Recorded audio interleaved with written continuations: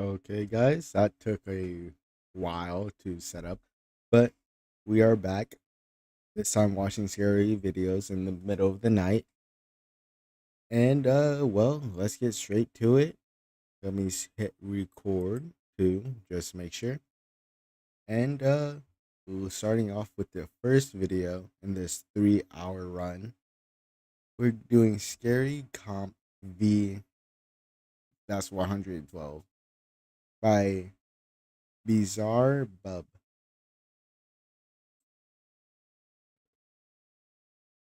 If it will load, please. Hold up. Give me a sec. On March 4th of 2026, at around 11 p.m., Destiny K is fast asleep when suddenly something unexpected wakes her up out of bed. Dang. Oh, hold up. We already starting off crazy. Why did I just hear like 25 different gunshots? What is this? On March 4th of 2026, at around 11 p.m., Destiny K is fast asleep when suddenly something unexpected wakes her up out of bed.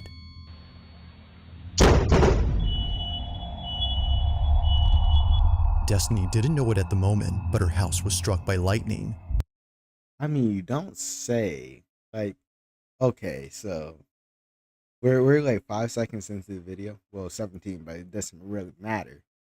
And we already got struck by lightning.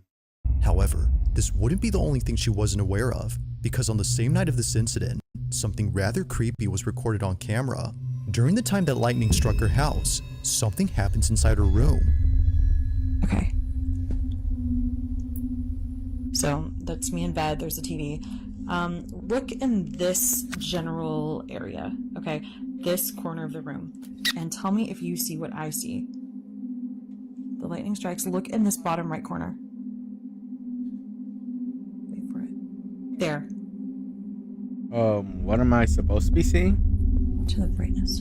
Now I'll play the video in slow-mo so you can see it better, but keep in mind that the sound you hear in this video isn't scary music that was added to the footage. The sound is naturally what you hear when you play it at 10% speed. The following is what was caught.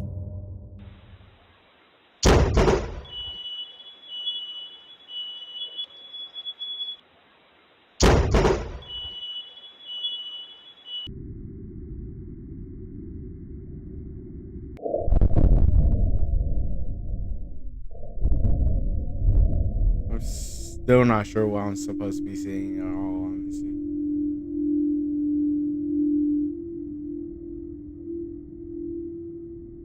Was it supposed to be a person?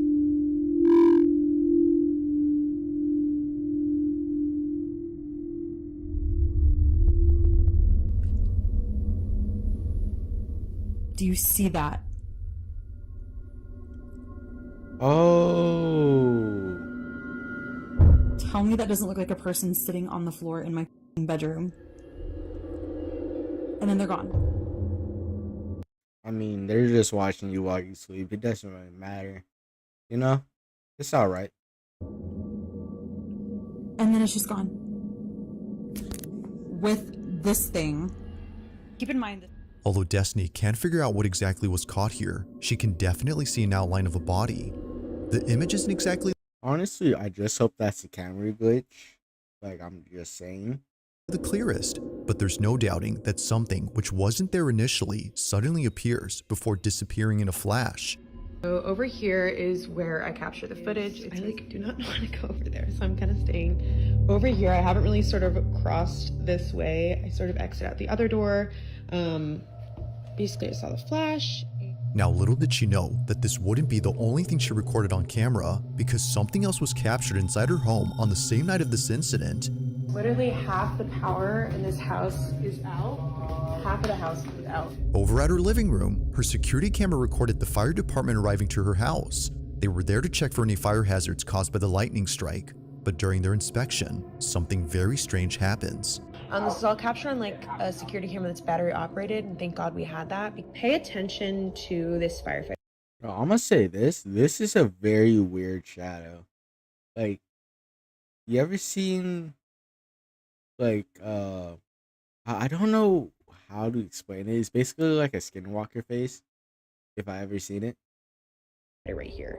He keeps looking over at the couch again and again, like as if someone's sitting there and there's not. And this is when it really gets weird. That's a face. I'm pretty sure that and that most definitely are faces. According to the firemen, they'd sworn they'd seen someone sitting down on this couch. Watch closely. As shadows Invited the strong word. I had to say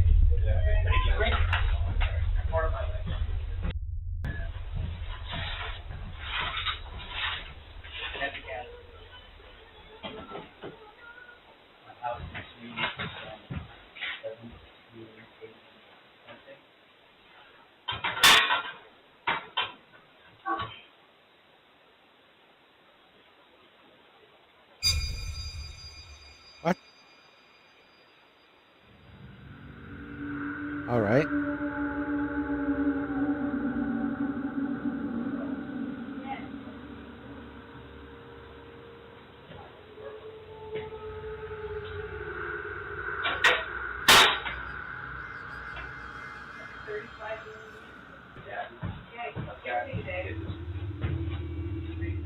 On the same sofa where they thought they saw someone sitting, this happens. An imprint on the back cushion begins to rise, almost as though someone had gotten off the couch. So, you know what they're dealing with? They're dealing with another predator. Like, if you ever seen the two videos I last did, well, not those ones, but the other two scary videos, they're obviously dealing with another predator here. They're being hunted. Now, of course, it's quite likely that the firefighter was merely leaning on the sofa, causing the cushion to pop back into place after getting off. But here's where things start to get truly creepy. If it's likely the case that the fireman was responsible for the rising cushion, then how does one explain this? On the same recording, just a few minutes before checking this panel, a fireman shines his light on the couch and shows this. You know what, actually, I knew you did. That's everyone's the very corner of the dark and the light and the wall. There you go. Oh, Okay. All I need are 10 minutes.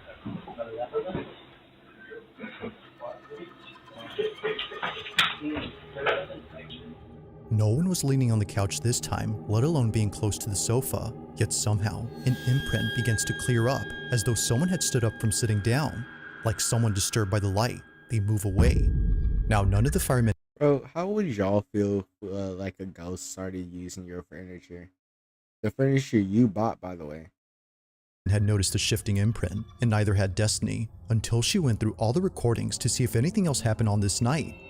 But while scrubbing through all the videos, she found something else that she didn't even notice at first, and it's something that you might have missed too while watching these clips. Early on, when the fireman kept looking at this couch as if seeing someone sitting there, this happens. I didn't even know.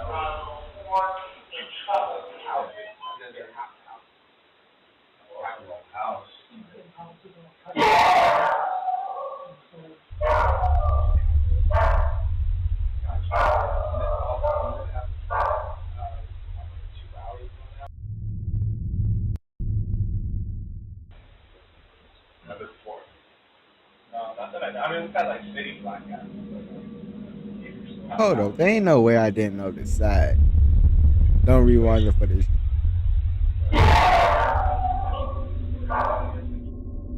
Whatever it was that the fireman kept seeing on this couch must have been so unsettling that he couldn't stop glancing over. Perhaps he was trying to make sense of what he was seeing, but it didn't help because looking this way only made things more baffling. Somehow, a candle that was burning bright goes out all of a sudden. Then later, another candle extinguishes. The two candles, combined with the fact that both firemen thought they saw someone sitting on the couch, makes this whole occurrence unsettling. With everything that occurred that night, it's no wonder why she can't help but think that a ghost or some paranormal thing was caught on camera. But like with most of these videos, it's never certain as to what was captured. Currently, there haven't been any updates on the situation, but until then, this one has yet to be explained. As always, Oh, it's already too late. The house is gone. The house is already gone. Might as well move out. Let me know your thoughts on this one.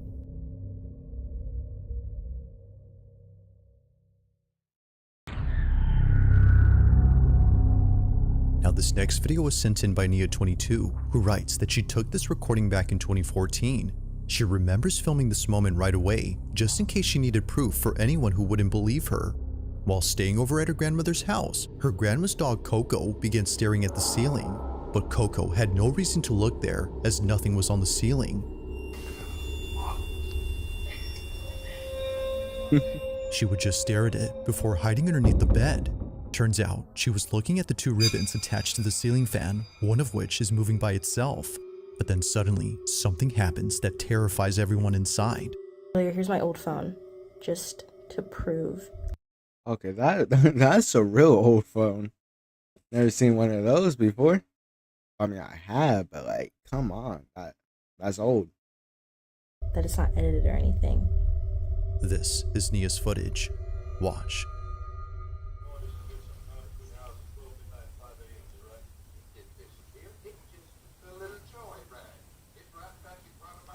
Bro.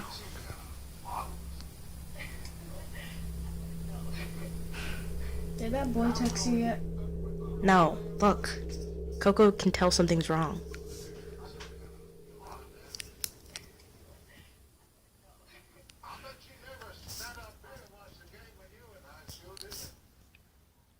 Do you see that? Oh, the ribbon.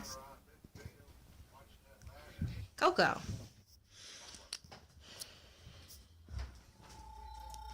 Coco. What you doing down here? Oh, that dog, bro. That dog wants nothing to do with anything that has in the house, and just leaves. Bye, Coco. Bye, Coco. Oh, okay. They must be of the pale complexion, not leaving with the dog.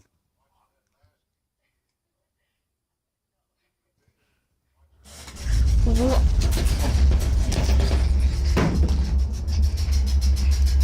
dang.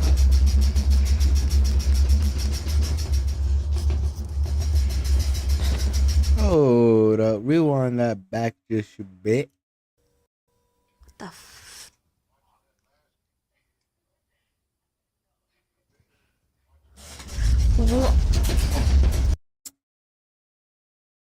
I mean, I never thought I'd see one of my community members, not leaving with the dog instantly. That I'm gonna have to report that one to the council. I'm definitely gonna have to report that to council. What is we doing? I would have been gone. The moment I saw the dog leave, I would have left with the dog. Like, I don't know how else to put it. This is your own fault. You have the warning signs.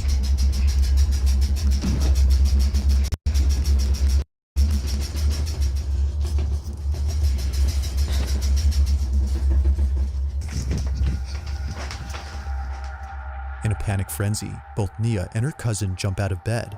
Thinking that an earthquake was happening right then, they immediately hop off, only to see that nothing else in the room was shaking. If nothing around the bed or below it was there to cause a tremor, then what did? As Nia believes, Coco had crawled out from under the bed as she sensed that something wasn't right. Bye, Coco. Bye. Like most videos involving dogs that see things that aren't there, this one seems to suggest that something unexplainable was at. Again, I don't know why they didn't leave with the dog. They should have left with the dog. They saw the dog leave, get up, fear, and they didn't leave with the dog. What is we doing? Play here. Perhaps the ribbon wasn't what was getting Coco's attention, but instead, whatever was moving it. Had Coco sensed something that might explain the rocking frame? Or had something else been at play here? As she writes, only Coco might know the answer to this.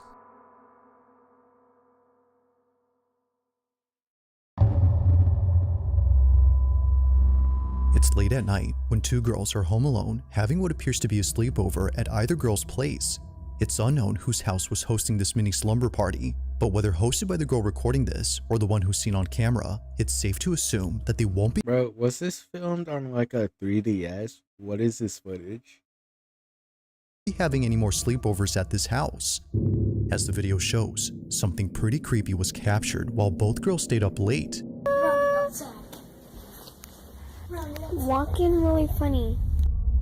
Now the girl talking behind the camera is known as K. Marie, and she took this video way back when she was still attending grade school. It's been more than a few years now since the time of this recording, but still, to this day, she hasn't forgotten about this. As K. Marie writes, "Me and my cousin are messing around and we caught something strange." This is her video. Take a look. Go over there and then go like,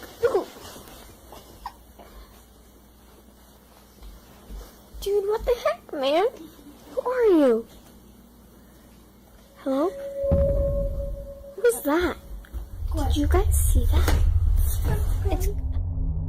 It happens quickly, but a strange, translucent-like figure passes by. Did like a ghost just hit a drive-by on them? What? Little K. Marie knew that she saw something, but wasn't entirely sure what it was. Almost immediately after asking, "Who are you?" a seemingly translucent, wispy-like figure flies above her head. Dude, what the heck, man? Who are you? Hello? What was that? It just shoots across so fast that you can't make out its shape. Whatever this was is just weird. But this wouldn't be the only weird thing recorded, because much later, K. Marie captures this. That? Did you guys see that? Come on. Come here. Come here. A voice saying "come here" is heard on video. It's a barely audible voice sounding much like a whisper that seems to be aimed at K. Marie. Although she didn't hear it at the moment, she strangely repeats those same words herself moments later. Come here.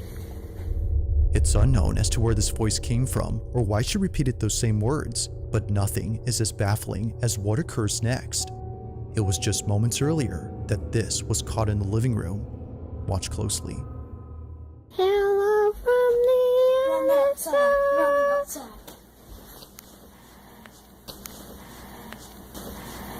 Bro, is they building a community in her house? Like, dang, bro. They got many of those people. Like, I heard, like, what, two different voices and an entire, like, 6 feet tall man. Like, what is happening in this house?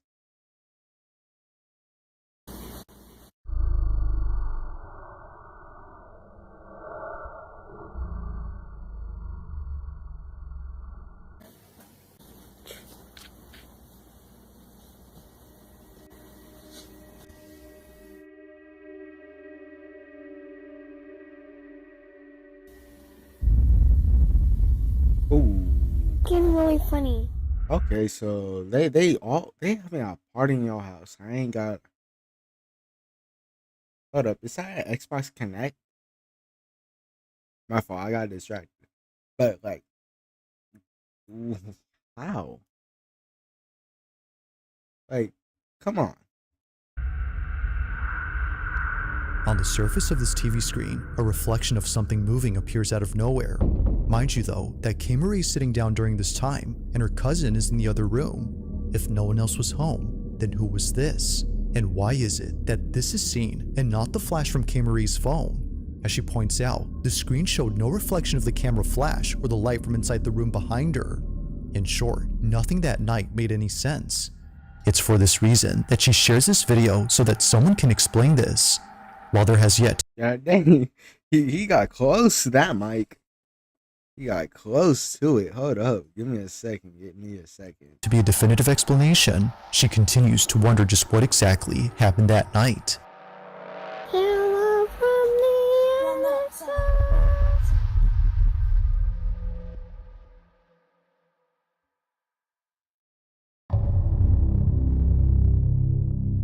Now the following video was recorded inside a subway carriage with not many passengers on board. The person who took this is known as Mark Ogpas, and apparently, while taking a late night train back to his hotel, he saw something that made his skin crawl. According to Mark, I caught something that was not normal and gave me goosebumps. Now, just for context, this video was taken in 2023 after Mark had come back from playing at a festival that same night. 2023 and your camera's still bad. Given that Mark is What both a is musician this? and a singer, he rarely posts anything that isn't about making songs or singing on stage. One look at his channel and you'll find clips of him either playing at sold-out venues or jamming with friends. All of his videos have nothing to do with anything creepy or paranormal. That is, until recently. After sharing countless videos about music, Mark uploads something that he's kept private for 3 years. Okay. On the night of September 2nd, 2023, Mark was riding a train in the city of Vienna with friends and family who had just seen him perform at a venue that just ended. Not sure if he was just seeing things, he takes out his phone and records this.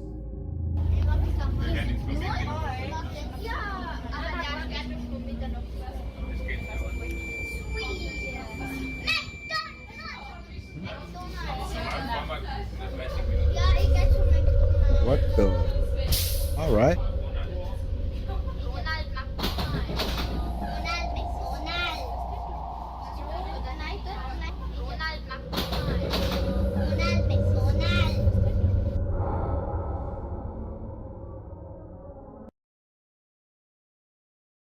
The worst part is, I cannot tell if this is a 30-year-old man with a tell. If it is, I'm not hating. Or it could be a little girl with a grown man's face. I don't know which. Like, what?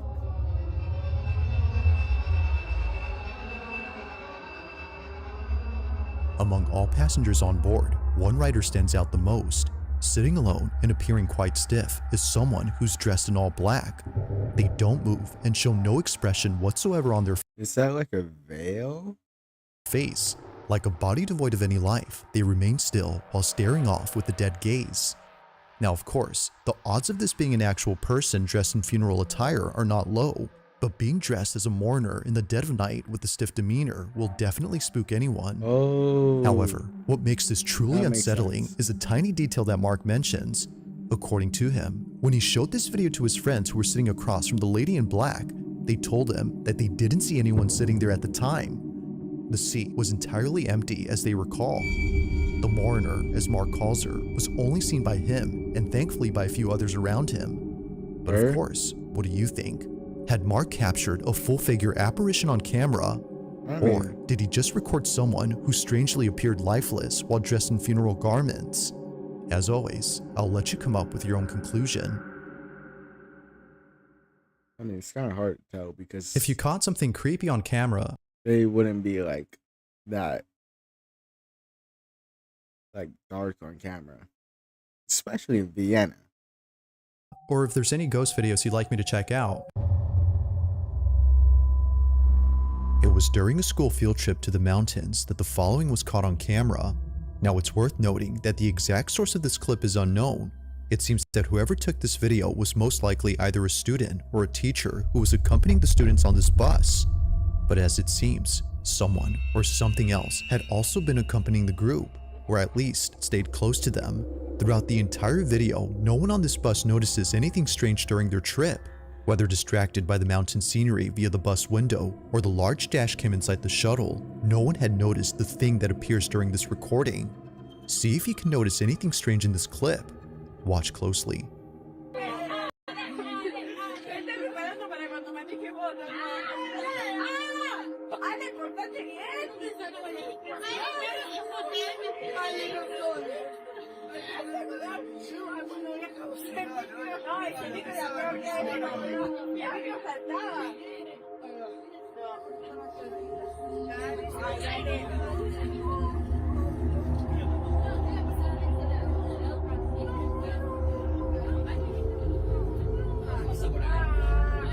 What the?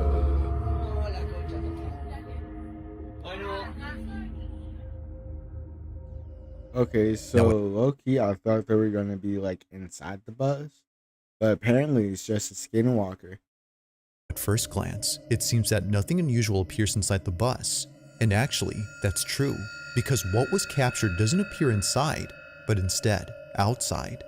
If it weren't for the live dash cam inside this bus, this wouldn't have been captured. Pay close attention to the TV that's linked up to the dash cam.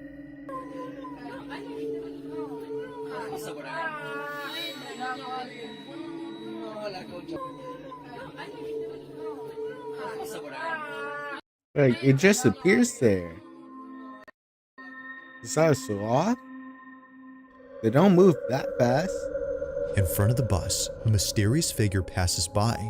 Whether walking or running, something about its movement seems quite unnatural. It just seemingly staggers across the bridge as if limping or tottering before disappearing. But by far, its appearance is the most uncanny. Whatever this is doesn't appear to have a torso. What looks like a pair of moving legs are only seen on camera, but the rest of the body, nowhere. Now, because there isn't much info on the video, it isn't known if anyone else had spotted the figure, but if they did, it wouldn't be far-fetched to think that this would have scared the living daylights out of them. But as always, let me know your thoughts on this one.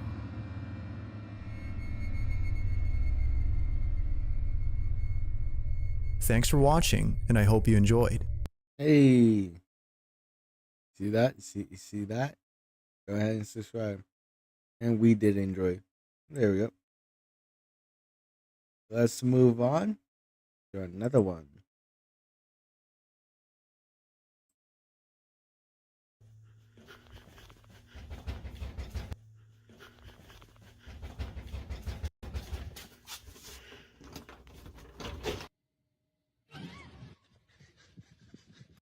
Hold up, give me a second. What the?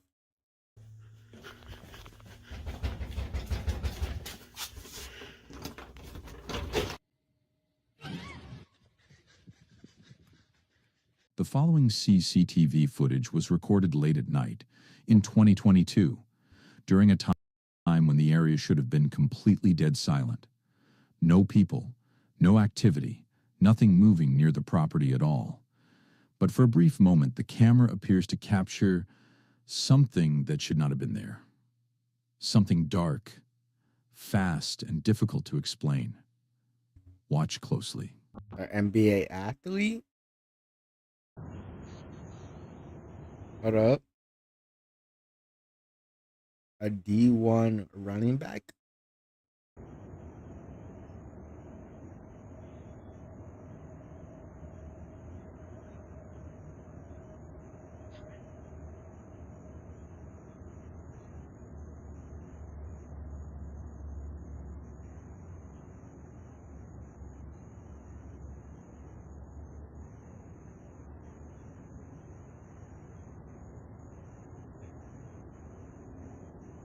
Near the gate on the right side of the screen, a shadowy form suddenly slips into view, then vanishes almost instantly, as if it was never there to begin with.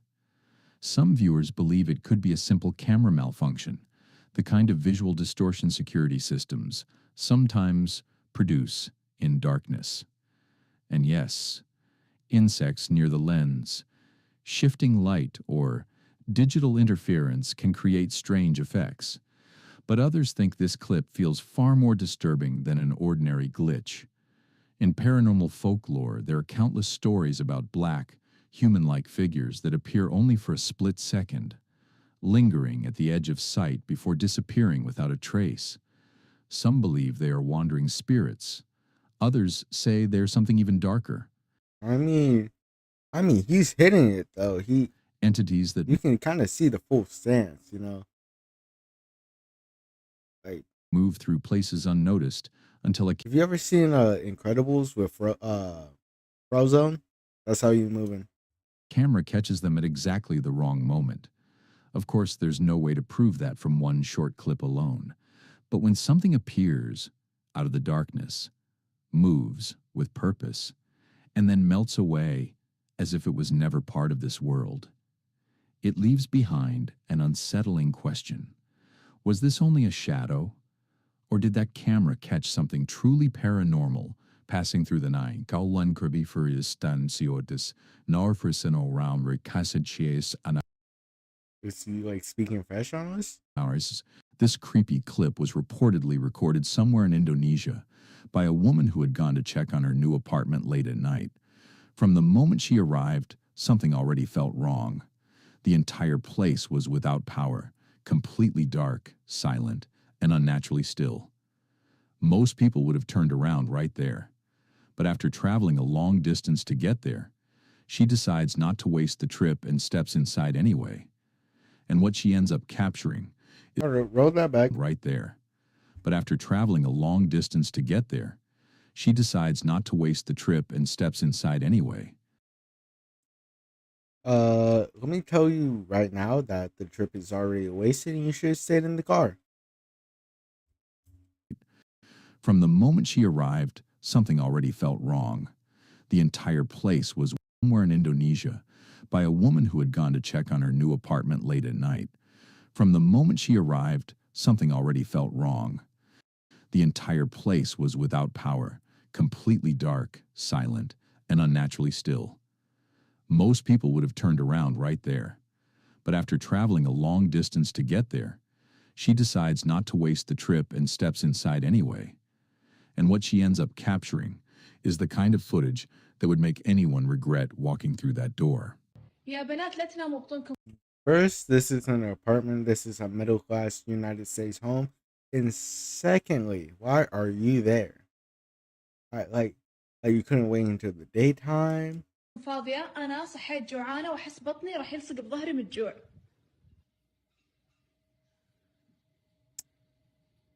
Yeah, you're gone. Yeah, sorry, too late. When you see that, I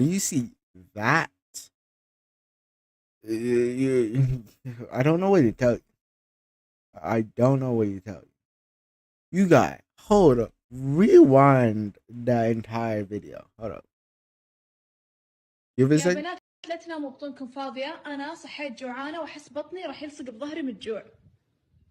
We got 1, 2, 3, 4. These are either werewolves or vampires.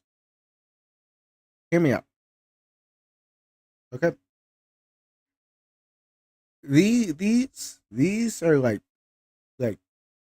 mini scaled humans. They are gonna move fast, and they're black, but like they're not the normal type of black. Okay, they're not my type of black. These are like they're already gonna get you. They're gonna find you. Okay. These are the type of children that ask you, "Wanna play with me?" and then down the hallway. Okay. Then you move in here. She is on her tippy toes. Tippy toes. Her knees are inverted. She is smiling at you with 110% of her facial muscles here. She has bags under her eyes. She hasn't slept in 4 weeks. Okay? Her eyes are glowing a different unnatural color. Now, if she was human, they'd be glowing red, but they're not. Okay? And that's how we know we're not human. Besides the pale kind of everything. So, like, judging by the scents, the scents, we can already tell that she is a like Olympic level sprinter. Okay? Her arms are kind of disproportionate, but like it's whatever. And her hair kind of filthy. These children are way too clean to be here with that staring at them. And I don't even know what they're eating, but it looks raw. So you pretty much found midnight children, okay?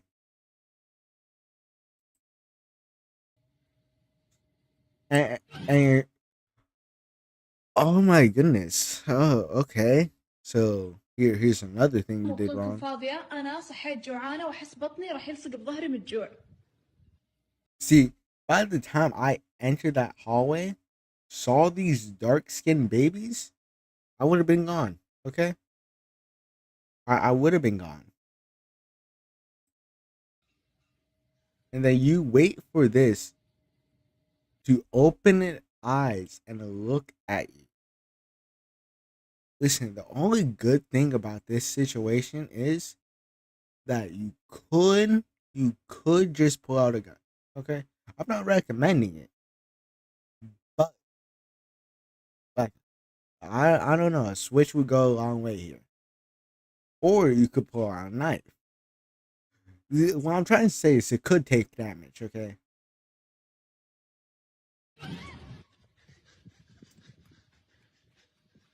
As her camera moves through the darkness, several figures can suddenly be seen gathered around a table in the kitchen.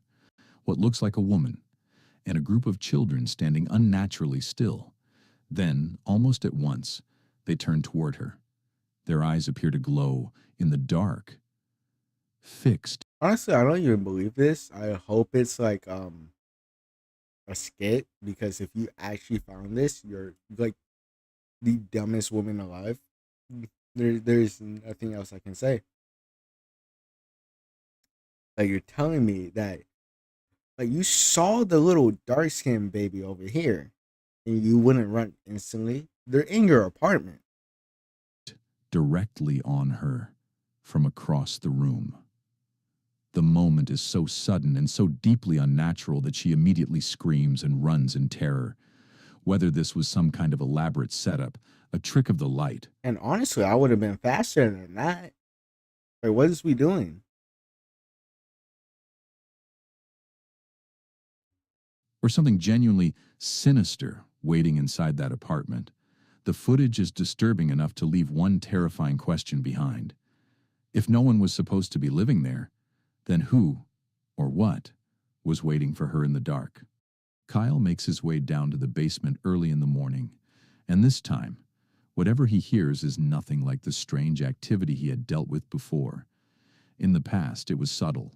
The sound of children giggling, light footsteps, the eerie sense of something small moving around below. But on this morning, the energy feels completely different. The noise is loud, violent, and impossible to ignore. Footsteps all freaking night. Listen, this is the swing or be swung situation. Just swing. Who's knocking on my basement door?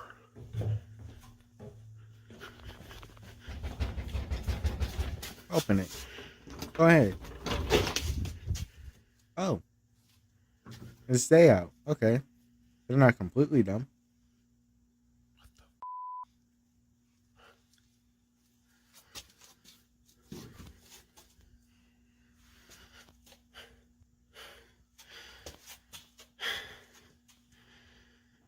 I mean, kind of less of a basement and more of like a first floor, I guess.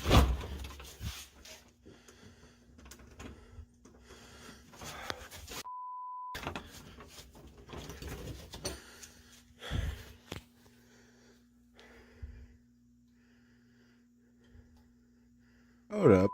Is that Astro Boy? Right there?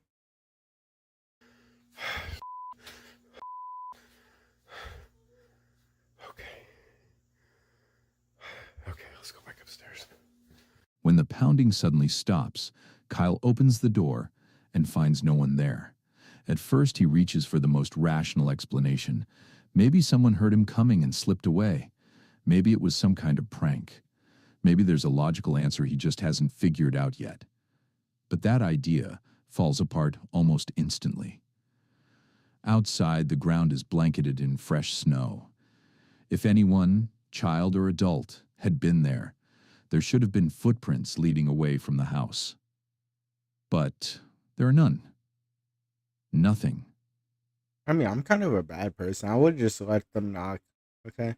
If I'm hearing stuff from the basement's still out. It's gone. It's lost, okay? There's nothing more you can really take. You just gotta let... The basement's already gone, okay? No tracks. No sign that anyone ever came or went. And that's where this case turns far more disturbing. Because if whatever was making that noise didn't leave like a real person, then maybe it never needed to leave at all. Maybe it was never outside the door in the normal sense. Maybe it was already inside. only changing the way it made itself known. Some viewers believe that's exactly what makes this footage so unsettling. The activity no longer feels playful. It feels aggressive, like whatever is in that house is becoming bolder. And for Kyle, this is no longer just another creepy incident to brush aside.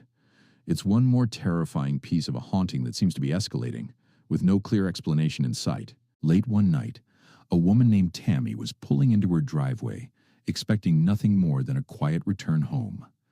But the moment she stepped out of her car, something across the road caught her attention, something that immediately felt wrong. She couldn't explain it, only that whatever she was looking at didn't belong there. Thankfully, the entire encounter was captured on her CCTV camera. Take a look.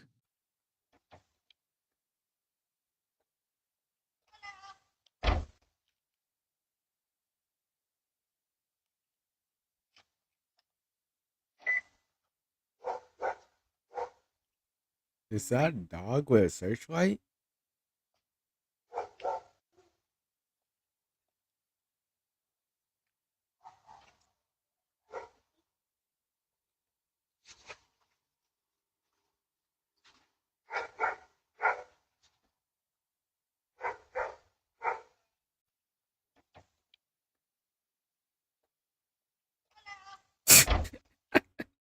Okay, I can't believe this one, bro. What? Yeah, I can't believe this one. What? What is this stand? Don't do that. Okay. What is this stand? And then he just like sways. I promise you, it was like.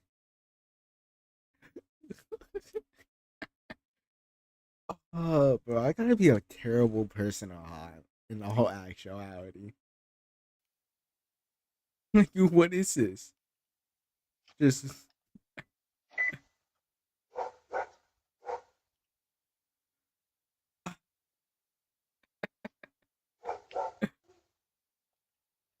Bro, you ever seen that Pixar like eye?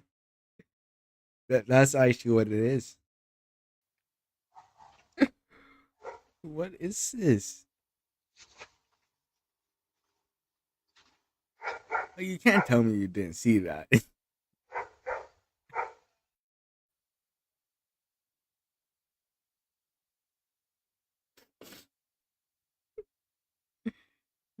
No, these gotta be like one of these AI generated videos. or a man in a suit.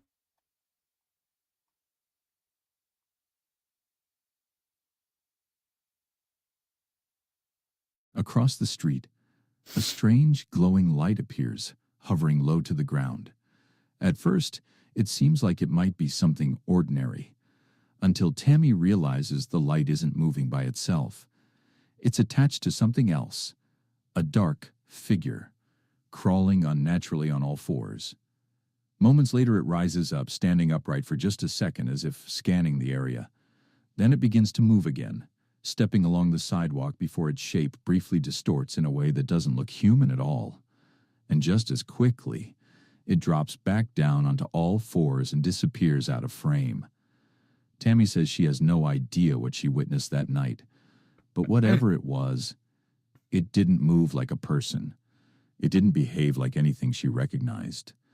And seeing something like that, alone in the darkness, is enough to leave If you look closer enough, it actually has shoes. anyone shaken. Late one night, two girls were home alone, Oh, spending come what on, I see this one already. Let's skip this one. Hold up.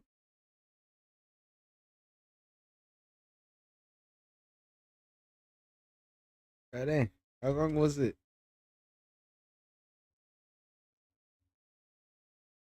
Oh, an answer. And maybe that's the most unsilence outside his home at night. Again and again, he hears strange noises coming from the backyard, sounds unsettling enough to pull him outside to investigate. But every time he checks, there's nothing there. No person, no animal, no clear source. Hoping to finally catch whatever has been lurking beyond the house after dark, Jack installs a security camera facing the backyard. Then, one night, the camera detects motion.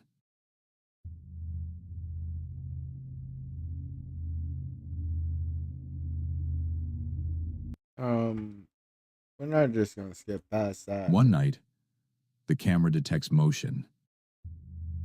What is this? What is this? Please tell me what this is.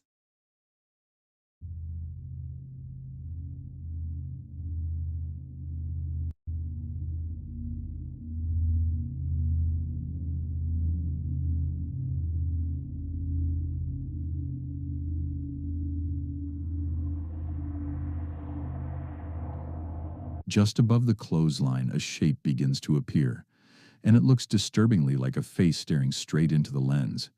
Not just a shadow, not just a blur, but something with features almost human, hanging in the darkness as if it's watching. Jack immediately switches on the outdoor light, and the face vanishes. But the moment the light goes out again, it returns. After posting the footage, Jack Also, what is this? Hold up. Can I zoom in on that? I wish I could. What is this? I'm afraid that you got what is a cup of noodles and a yokai? immediately switches on That's the my outdoor best light, guess. and the face vanishes. But the moment the light goes out again, it returns. After posting the footage online, You have a few problems in your backyard I can see. Is there another one? Um I'm hard finding a face here. Jack claimed he may have captured something paranormal on camera. So, what do you think was waiting outside his house in the dark? A trick of shadows, or something far more sinister that didn't want to be seen in the light? A man named Nate, experiencing strange, unsettling incidents for long. Over time, more and more people began telling him the same thing, that maybe he was giving whatever this is too much attention, that every reaction, every acknowledgement, every fearful response might actually be making the paranormal activity worse. So Nate decided to change his approach. He stopped reacting, stopped speaking to it, stopped giving it any attention at all. He tried to go about his normal routine as if nothing unseen was there with him. But that silence didn't last. Because one morning, this happened. All right. So you people tell me to ignore things, so... Well, the thing is you like it knows you're annoying it now, so like what you should have done was ignore it in the first place. And like then it would not have like a basis that you know what it is and you're just ignoring it. It's kind of like a toddler that gets like no attention. It starts throwing like tantrums and stuff. Basically that. Tell me what the that is.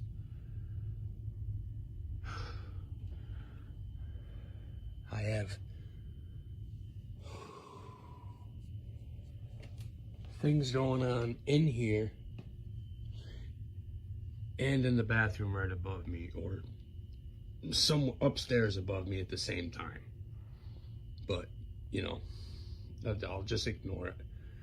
And Bro, your ghost is like a professional upstairs neighbor. it's not as simple as people think. Unless people experience these things, then it's not as easy as just ignoring it when this shit happens to you.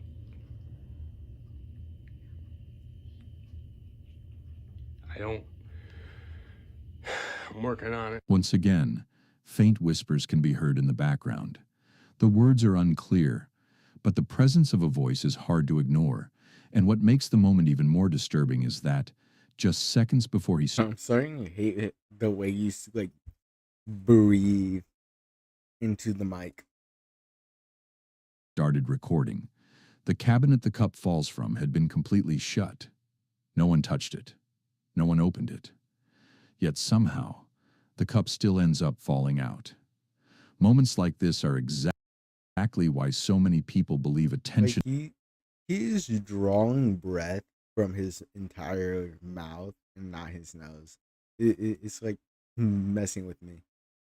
Matters in cases of haunting and unexplained activity. Some say that fear feeds it, that reacting gives whatever is there more energy to work with. But others believe ignoring it doesn't weaken it at all. It only forces it to become more aggressive, more obvious, more impossible to ignore. And for Nate, the disturbing activity doesn't stop inside his house, because whatever follows him there may also be following him to work.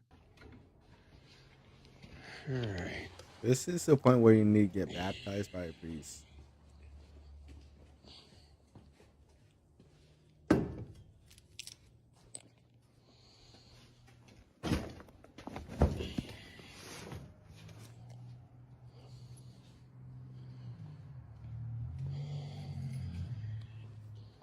Good morning, ghosts.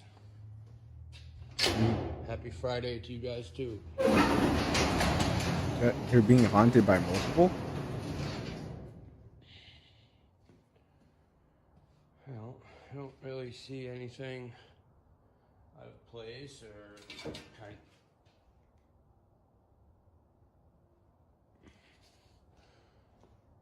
Everything looks. Oh.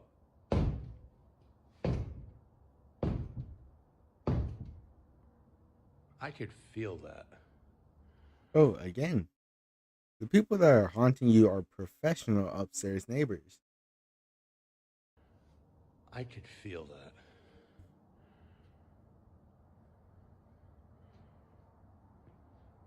that. Did I offend you by saying good morning? I mean, obviously it's not the morning if you don't see the sunlight. Huh. That's different. All right. I take back the good morning then.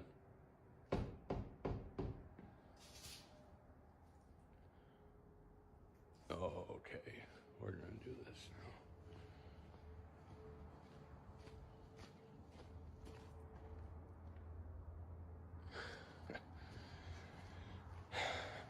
now. All right. I take back good morning then. Jesus Christ. Well, now the knocking on the walls has started once again. Just figure I'd turn the camera on and see if I can catch it, because I mean it was every wall.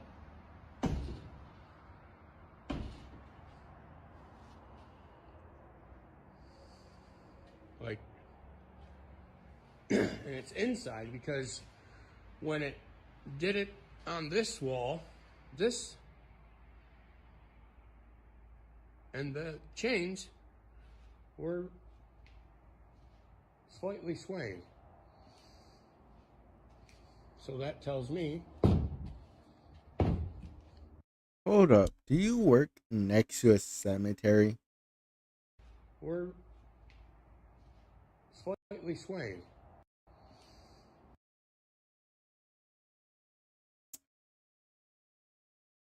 And you're wondering why you're being haunted? At this point, the ghost is just looking at for like something interesting in your life. You're not giving it anything interesting. So that tells me.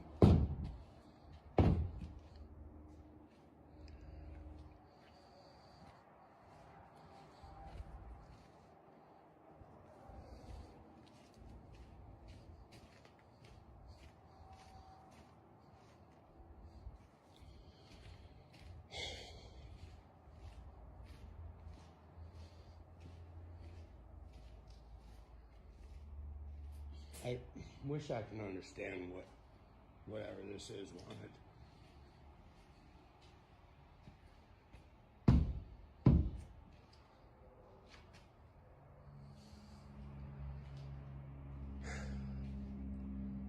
I mean, is there any way to let me know exactly what it is you're trying to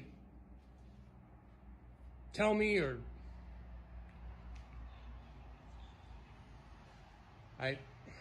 I just don't understand what exactly it is.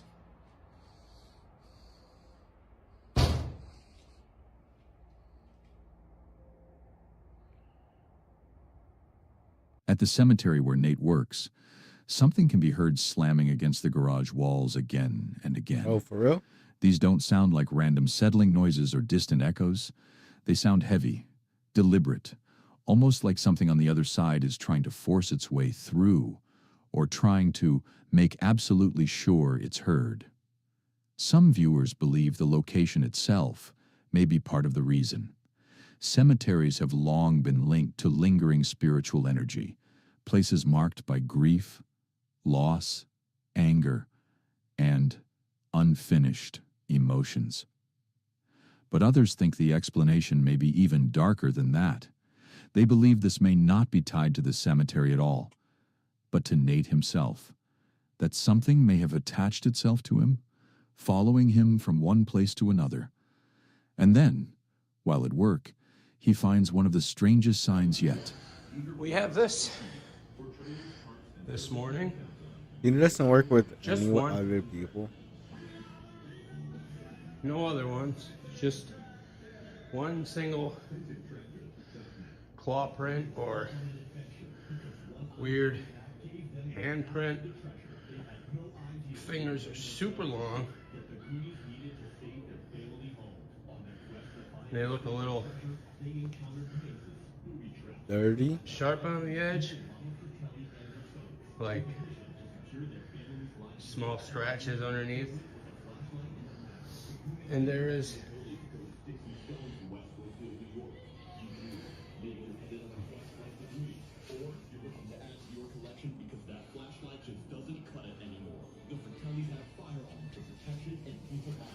it's almost like it was jumping up there, but I don't see anything. Having a gun ad play behind this is like perfect. This is like actually perfect. On the floor is a deep, claw-like mark. Not several, just one, as if something appeared for a moment, dragged itself across the surface, and then vanished without a trace. Some viewers even say they can hear quiet whispers near the end of the clip, though no one can clearly make out what is being said. And that only makes the footage more unsettling, because if that mark wasn't made by a person, then what left it there? For now, no one has an answer, and whatever is haunting Nate's life remains very much unexplained. This next video was captured by a Ring camera inside the home of a woman named Jennifer, a stunning historic house built in 1907, filled with antique items dating back to 1903. It's the kind of place where every room feels heavy with age, where history seems to cling to the walls. But not all history stays quiet. Not long after moving in, Jennifer began noticing things she couldn't explain. Soft footsteps when no one else was there. Faint whispers drifting the furry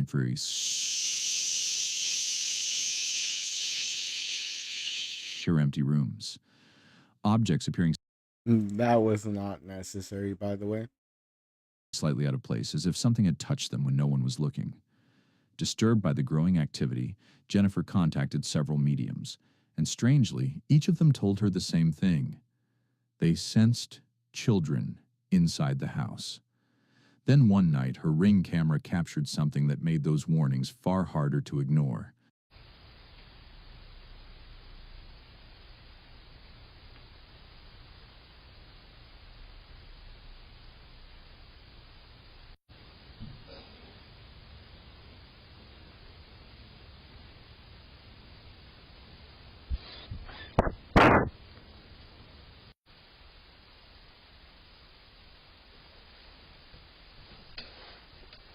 gonna be honest. These are some terrible camera placements. Like, what is this?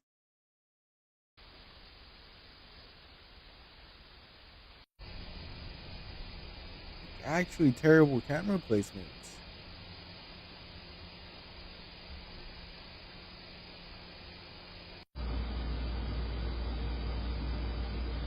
But you do have a lot of cameras, I can give you that.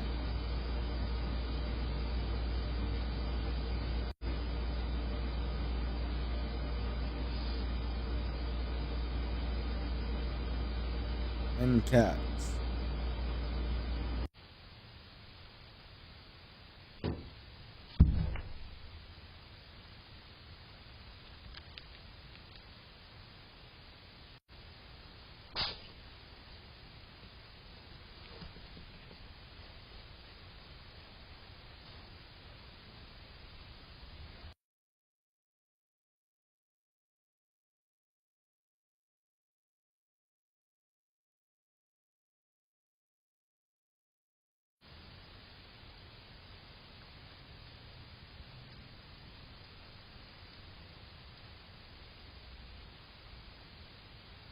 The first thing viewers noticed were the large orbs moving inside the dollhouse, unsettling enough on their own. But then something even stranger happens. The dollhouse camera itself appears to shift position, as if it has been moved by something unseen. And that isn't the only detail people picked up on. At the very start of the footage, just as the cat walks down the stairs, some viewers say they can hear a faint sound in the background. What resembles a man quietly coughing. Later, Jennifer I guess. revealed that the family who once lived in the house had died tragically, and that detail changed everything. Because if multiple mediums sense children there, and This is why you always ask if someone has died in the house. Because legally, they're supposed to tell you. They're not supposed to tell you, however, if you don't ask.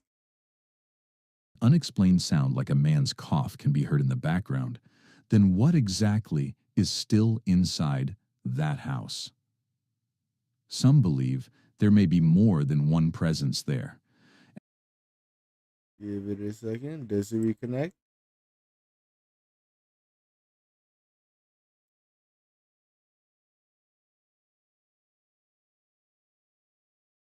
Is it gonna reconnect?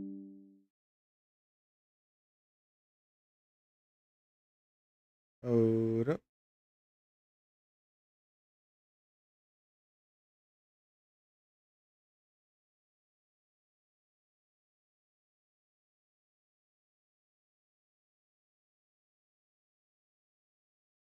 Okay, we have reconnected. We are good.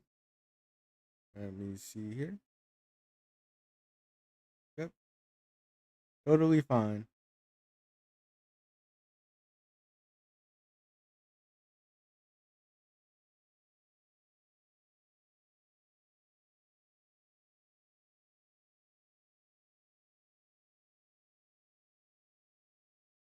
And okay, let's continue.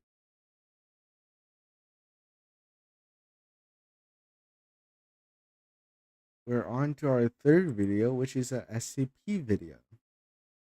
Let's go. If it loads. Let me just, there you go.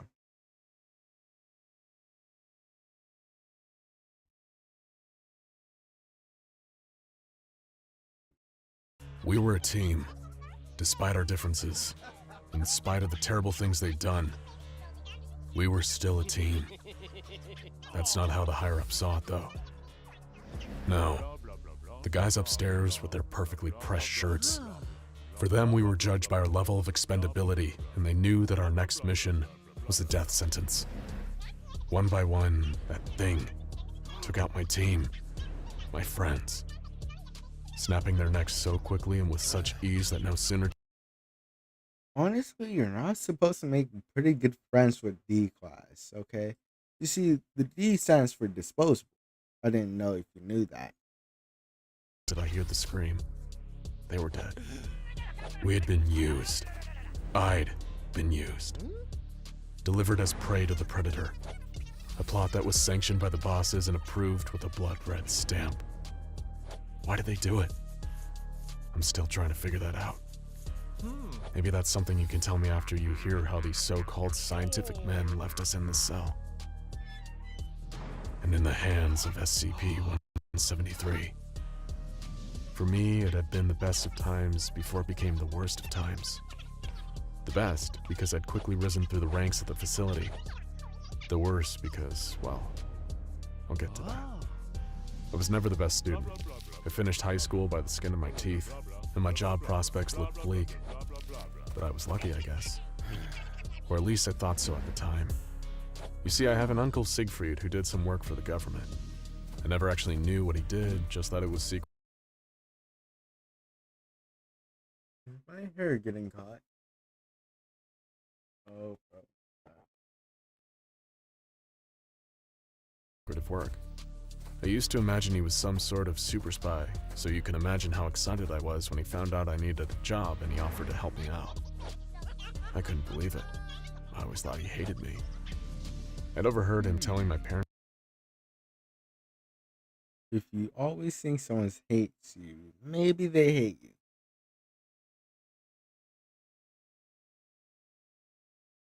that I was a no-good deadbeat. But now he'd had a change of heart and was willing to take me under his wing. So, like, you're not supposed to not, like, lie to yourself now. You never had a change of heart. What would I get to do? Undercover intelligence gathering? International assassinations? Just you wait, he said. And that's how I found myself walking into a sprawling, futuristic-looking facility where they handed me a level 1 security clearance card with big, bold letters that read, janitor. But I was happy. Just the word security clearance made me feel important, and it beat flipping burgers. I pushed mops, turned off lights, fired up generators, clocked in and clocked out. But all that time they must have been watching me, grooming me, waiting for the day they could throw me to the wolves. I should have known. I've always been an expendable kind of guy. After a few years... That is a bad... Well, yeah, very bad sentence. I never thought I would hear that sentence. A very expendable type of guy.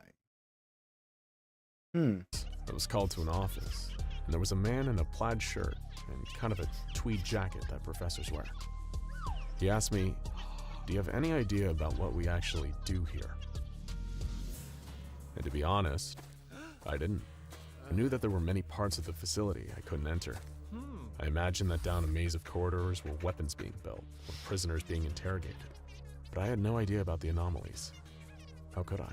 Before I was told anything, I had to sign a bunch of forms. There were so many I thought I'd get to find out who really killed JFK. And while they didn't come out and say it, what I inferred was that if I ever talk about what happens at the facility to someone outside the facility, well, let's just say it's not the kind of thing they'd spell out on a piece of paper, but it involves padded cells and rusty tools. I wasn't scared though. I was part of something big, something secret, and I loved it. So I signed my life away with no hesitation. Soon after, I was introduced to my first anomaly, the safe class, of course. They took me to an observation room, and from that room I could see into another room with a sign on the wall that read SCP-067. I just stood You do not know which one that is, so don't ask.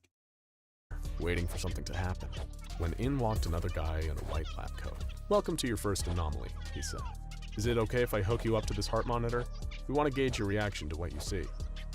"All I can see," I told him, "is an empty room with a table and what looks like a pen on top of some papers." "Correct," he said, half smiling, as if I was some kind of idiot. "That's SCP-067. I thought about telling him that if I needed years of training before I could see a pen, that I probably should have taken that fast food job. Could have been a shift manager by now. Then they brought a young chimpanzee into the room, small enough to be harmless. One of the guys forced a pen into the scared chimp's hand and something strange happened. It started scribbling. Nonsense at first, but suddenly it was sketching and drawing faster and faster. I could catch glimpses of words and images. By the time they dragged it out, it was flailing around like it was possessed. That pen has power. said the man in the lab coat. A power whose source or origin we don't fully understand. That's why we're here. That's why you are here. One of the guys in the other room held the chimp's drawing up to the window.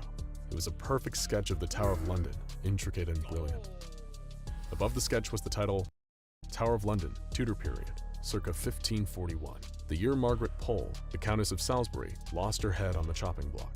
Underneath that, the chimp had written, "Pity. She was no traitor. Take it from me, I was there." They didn't need to look at the heart rate.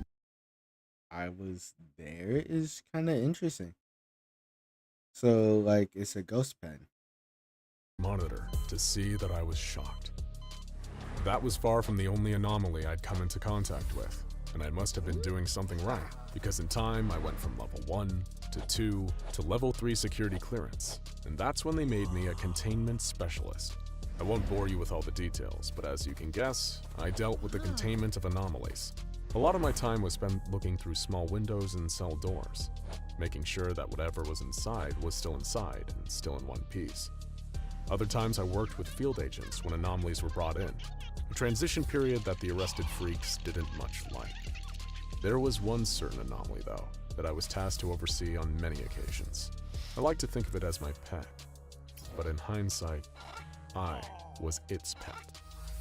This was SCP-173, something that was in what we call the Euclid class, a classification meaning that we don't fully understand it, but know it is very dangerous. We know it's intelligent, we know it's unpredictable, and we know it will kill. And for that reason, there's people I don't really know how intelligent a statue could be, but the fact that it only kills humans, it has to mean some intelligence, I guess. tasked with containing it and keeping an eye on it at all times. At first glance, you wouldn't guess just how dangerous 173 is. You wouldn't think it's incredibly intelligent. In fact, you'd think the opposite.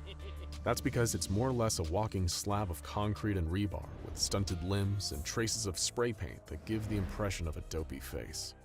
We have to enter its cell twice a week for cleaning duties. It leaves a disgusting, foul-smelling liquid on the floor, a reddish-brown substance that I can only describe as a mix of blood and waste products. Where that stuff comes from has remained a mystery since we first contained it in 1993. Going into the cell was always a three-man job, because, and this is maybe the weirdest part about 173, it can't move if human eyes are watching it. That's why you need at least 2 people watching it at all times. If you were in the room watching 173 by yourself and blinked... Is it only human eyes? Do you think cats or like dogs that watch it can make it, like, make sure it doesn't move? You'd be dead before your eyes open. We don't know how it moves that fast, but in that fraction of a second, your neck is snapped so hard it's almost like being decapitated. I've seen the videos to prove it. All it took was a sneeze. He wasn't even finished getting the rest of the achoo out when there was a flash and his partner was left lying on the ground. His head twisted around the wrong direction. So, you can understand why we now require 3 men for any time we must enter 173's cell. Then, a few months ago, I was told that a long process would begin to train and re-educate some future Class Ds. Class Ds are mostly prisoners with lifelong sentences, or those we've taken from death row and given a new lease on life. We were apparently understaffed, so why not employ these men whose lives had pretty much ended anyway? That was the rationale, or at least that's what they told me. I was told to train them on their new job, mopping up 173's mess, so that me and the rest of the containment specialists could focus on more important tasks. They hadn't been through the training I had, seen what I had seen. But after showing them the video of 173 nearly taking off a man's head, they were more than willing to follow the rules. They understood not to blink, or turn away or sneeze, and that any lapse in focus could lead to a violent death. So I started to show them the ropes, how we move as a team into the cell, and always keep the others informed on what we're doing. 173 was always sitting in the corner of a cell, no expression on that crude face. But when we walked in its cell, I got the feeling it knew something had changed. I felt almost as if it was communicating with me. Do you think they make this stories like write it? Well, obviously they write it, but like only the channel does this, or like is this an actual story on the website? But I couldn't tell what it was trying to say. And then it happened. It was a Tuesday afternoon, 3 days from the last time we'd cleaned. As usual, 173 had covered the floor with that Just leaking, I guess. horrible liquid. We headed in to clean. My new team alert as always, and some of them cleaned while others kept their eyes focused on the thing in the corner. Things were going smoothly when we heard a noise I knew very well. It was the sound of the cell door locking. Someone must have screwed up. "Hey guys, we're locked in here," I shouted through the intercom. Nothing. "Guys, the damn door is locked." Nothing. I lost it a bit. "Open the door, will you?" Nothing. My team looked at me. The ones not on eye contact duty, that is, as if I should know what to do, hoping that this had happened before and that there was some kind of standard plan to deal with it. There wasn't. We were always observed when in the room, and I knew that a technician couldn't accidentally lock the door. It was impossible. There were protocols. Someone had done this on purpose. The four of us sat in the corner of the room as far from 173 as possible, our eyes locked on it. It didn't move an inch as usual, just stood, staring at the wall as it always did. We stayed awake through the night, talking a little, holding on to the slim hope that something had gone wrong.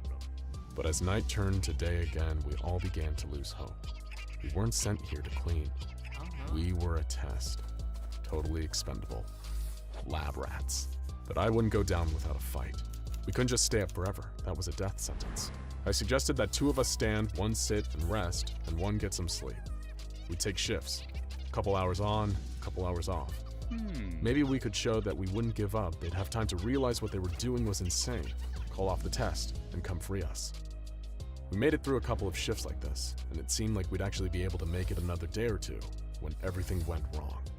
It was my turn to sit and rest when I heard the worst possible noise. Snoring. The con next to me was sleeping quietly, so it must be one of the standers. I glanced over for just a split second and saw both of them, leaning against the cell wall, dozing. At the same time, I saw the flash. Crack, snap, pop. One after another, their necks were snapped. Well, honestly, you think they'll lock in after being, trapped in a room with some, basically, Doctor Who's Weeping Angels. Not sure how it happened, but I was standing again, staring at 173, who was now in the corner. Dead bodies with their heads twisted around piled up in front of it. I couldn't take it anymore. I couldn't stare at this thing forever. I felt myself giving up. I lowered my head to the ground and then finally broke my gaze, ready to die. And then, nothing happened. I slowly raised my head back up and there it was, its hideous face inches away from mine. It was then that I understood what we'd been containing, what we'd underestimated. I felt it again, like it was telling me something. It was telling me to close my eyes, to sleep. So I did. But as my eyes closed, I didn't see darkness. I saw 173, or something like it, but not in the cell. I saw it outside, in the world, standing over children sleeping in their beds, watching. I saw them hiding in the shadows. I mean, I guess, bro. Let's see. The world faded away. Incident report. Time and date redacted. Following the experimental forced interaction with Euclid class anomaly SCP-173, subject has ceased responding to external stimuli and appears to have taken on the traits and behaviors of the anomaly. Subject now spends entire day sitting in corner of cell staring at the wall. Staff are advised to proceed with caution when dealing with subject, as the only behavior they engage in is an attempt to strangle anyone who enters the cell. No treatments have shown any effectiveness, and subject will unfortunately require incarceration, likely forever. Feel like that was an inducing, but let's move on. Here we have analog horror. Let's go.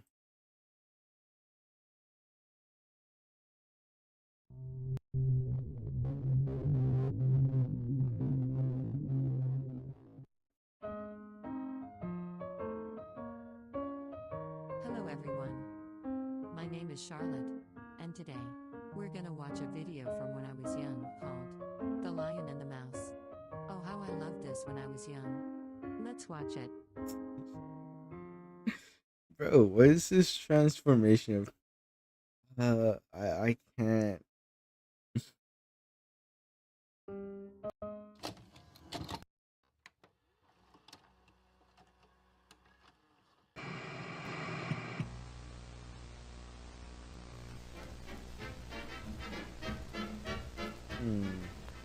Wouldn't trust something called gruesome entertainment.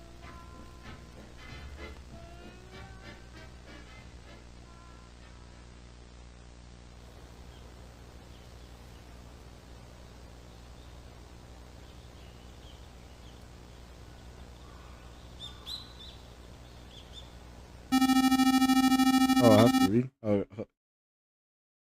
I haven't seen my friends for 2 weeks now.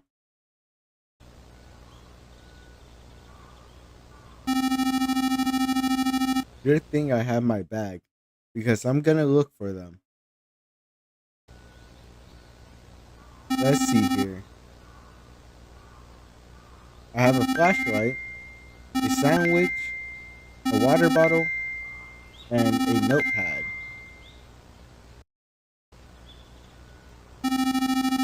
Might as well find them now while it's still daytime.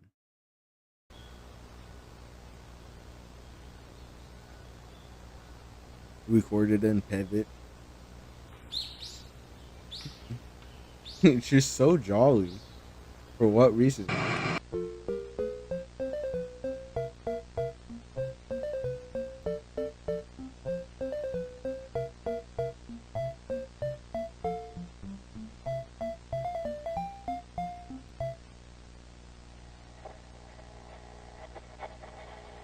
Robin has been found.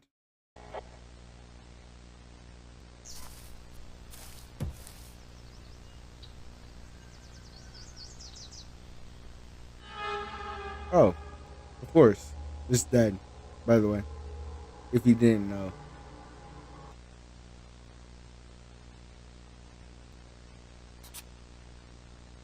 You know what? They said found, not found alive. Still jolly walking, okay?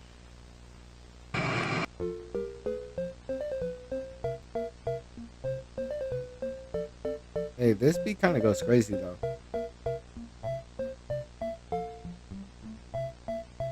Like, if you ever had one of those, okay, this is gonna be a throwback, and I don't know how old I'm gonna sound while saying this.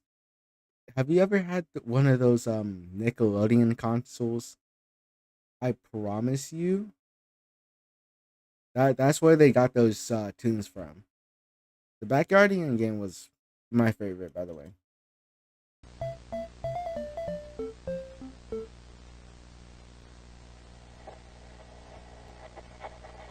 Logan has been found.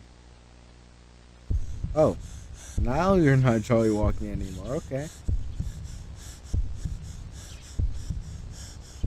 Well, this is kind of a problem. Yeah. I mean, they didn't even bother eating him. They just killed him.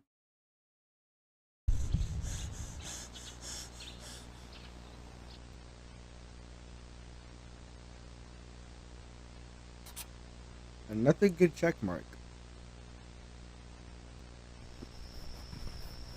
Honestly, I would have turned around by this point, but hey, if you want to keep going, you go.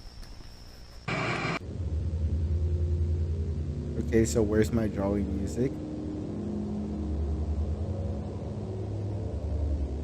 We started off so good.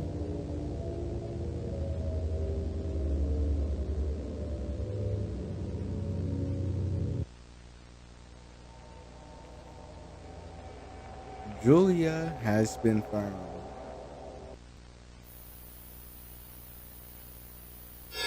Oh, okay, Julia's kind of big. I mean, I'm not saying that's a bad thing, being like a bit heftier than others, but most certainly the size of like the average adult male or way bigger. I don't know how big a mouse is in this universe. Seems to be human size.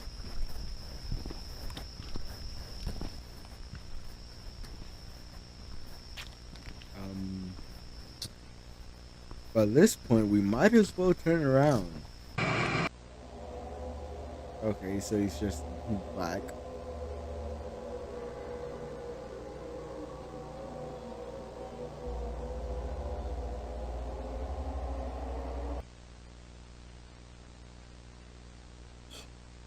Elias has been found.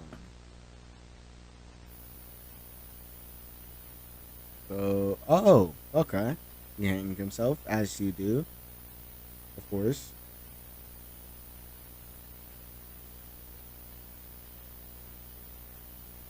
Your friends are kind of... Bro's alive. Oh, okay. Now it looks like I have to read.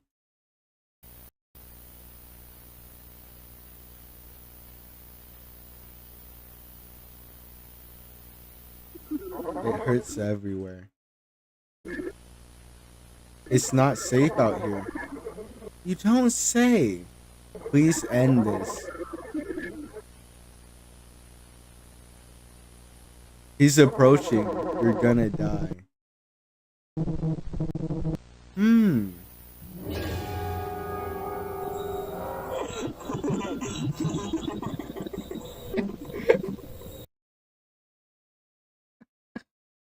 Bro, I can't take it seriously. I can't take it seriously, bro.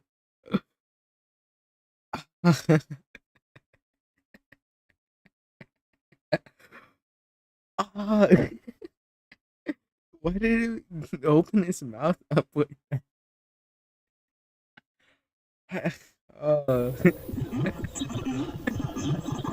Bro, it just looks like a Philly crack addict.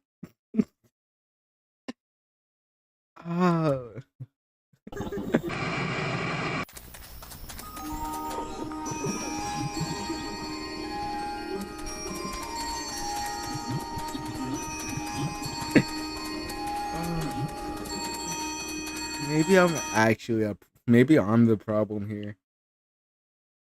Maybe I'm not being haunted, I'm the haunter.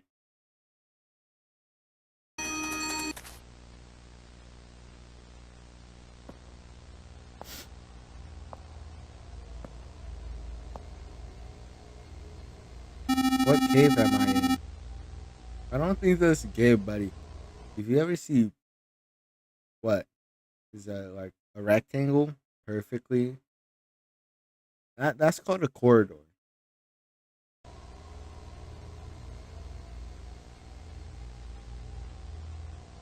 Stopping for no reason, bro.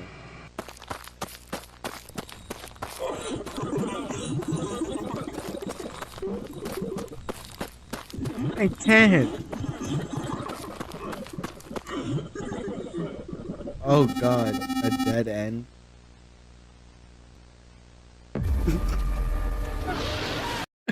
I'm sorry, but I'll pack that thing up, bro.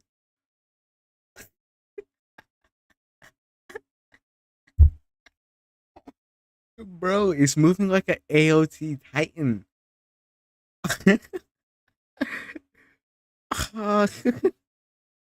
It's one of those abnormal stress.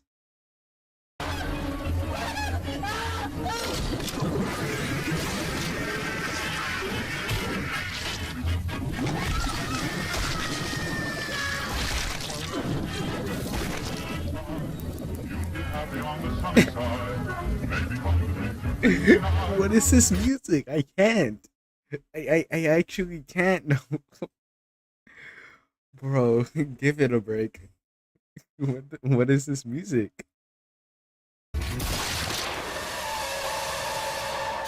Okay, that's actually how I'm pulling up. With a straight shotgun? I was looking out.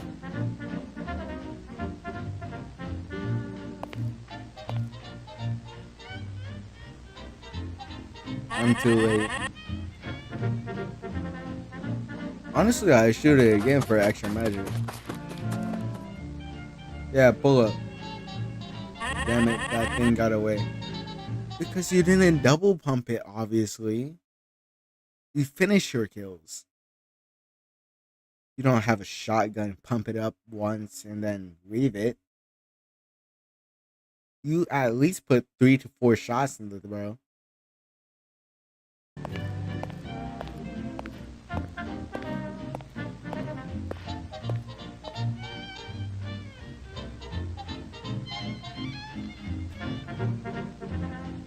The end. Huh. Did she die? Just come over on the sunny side.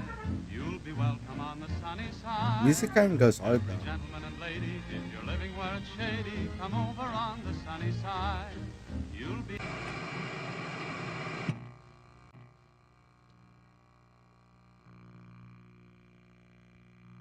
Well, that was unexpected. I don't remember most of that happening. Well, I guess that's it for today. Goodbye and see you next time. So, no jumps here?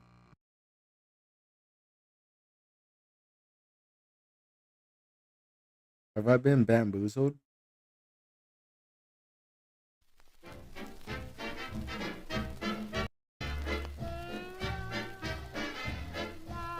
Well, I think I have, but very good.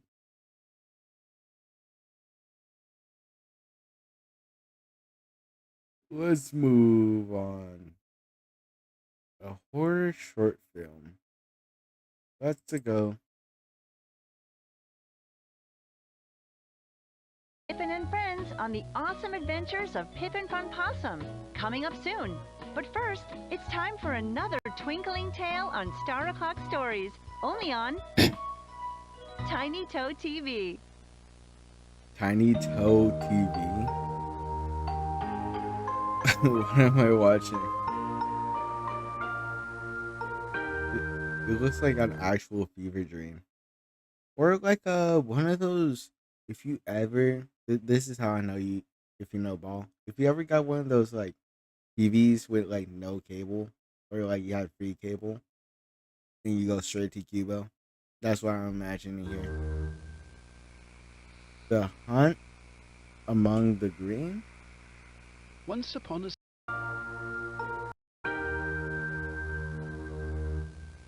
The Hunt... Oh yeah, I got that right. Once upon a star, there lived a girl named Brooke. She was 8 years old and a proud member of the Green Girl Guild. I'm not gonna lie, Brooke kind of ugly. But I know I'm not supposed to call a child ugly, but come on. Her body is like actually disproportional. As a matter of fact, she had the most badges out of all of her peers and wore them all on her great green sash. One day, the guild leaders gave the girls a challenge. A scavenger hunt for a special new badge. Brooke wanted ever so much to be the first to earn it, so she began collecting. Something soft. Something sharp. Something light. Something dark. Something shiny.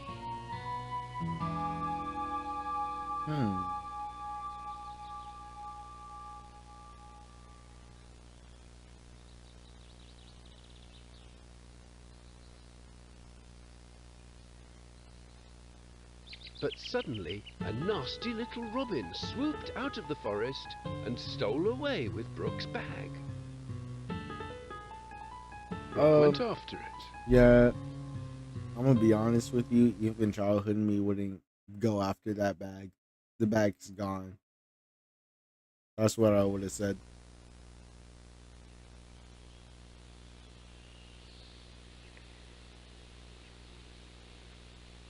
After Like, a it long could be trip, filled with a bunch of US equipment and like the bag's already gone. Okay. I'm not getting in the bag. Don't even ask. Brooke found her bag with nothing inside. Worse, she found she couldn't recognize a thing in sight. This is why you go in a Brooke straight was line and just lost. turn back. I guess I should stay put. Brooke determined. Someone will look for me. And so she waited. Why are her arms so disproportional? Her arm is like the half of her body. Like, And waited. bro. But no one showed up. That was when Brooke found something.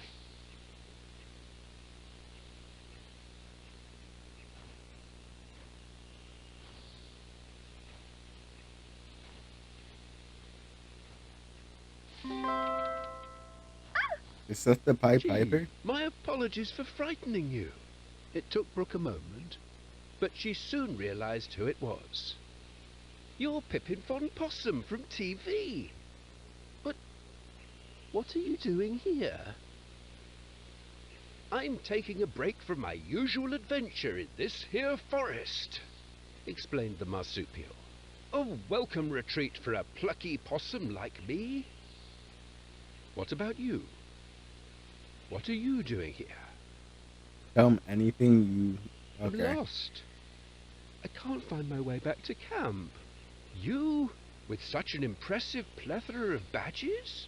Lost? Color me surprised. Well, lucky for you, camp's precisely in the direction I'm currently headed. Do not believe him. Don't believe anyone that's walking barefoot in the woods. Really? Really? You're welcome to tag along. It's a deal. Perfect. Come along then. So, the two of them continued on into the wood.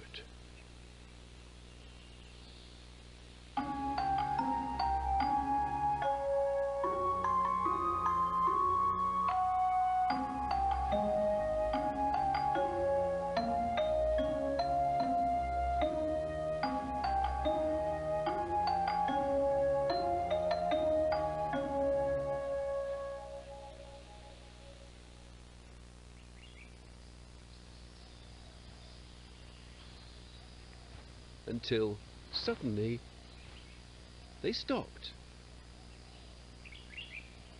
Are we close? My legs feel all mushy.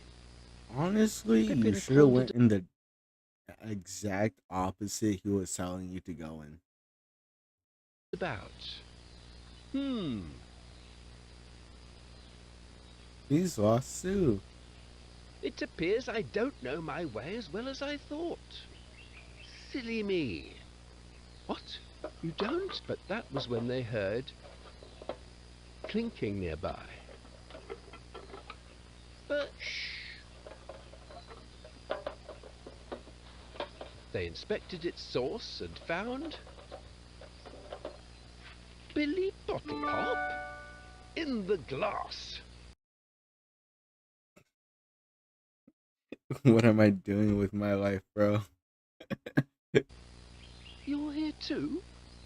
Oh, you're hurt. We're lost. We can't find our way to the Green Girl Guild camp, explained Pippin. Perhaps you could aid in our expedition. As sure as sugar I can, boasted the bubbly bottle bloke. But are you really sure you know the way to... Do Desmodop drinks refresh you in a blink?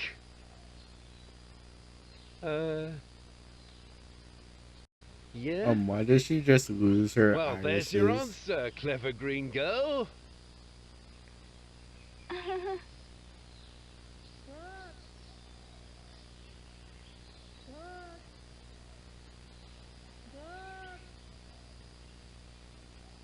I don't recognize that voice.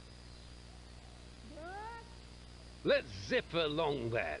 Wouldn't want to get mixed up in any trouble. And so the three of them continued on. I don't know. Into the wood. Should have went towards the voice, I'm feeling.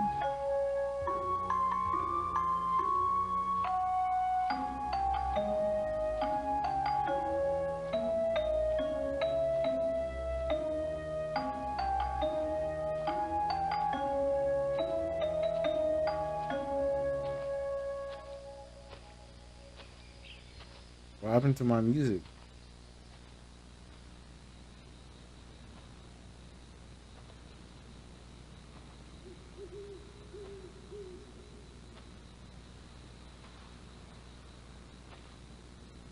Until suddenly, they stopped again. It's so late. We must be near.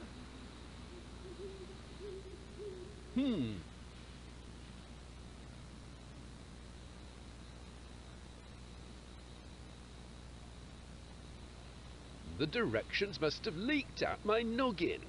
Silly me. What? No! At last, Brooke started to panic. You have to know where we are. You have to. Oh, no, no! This is what you get for trusting someone. Okay? This wouldn't have happened if you, like, were a little bit more guarded and a little bit more cautious.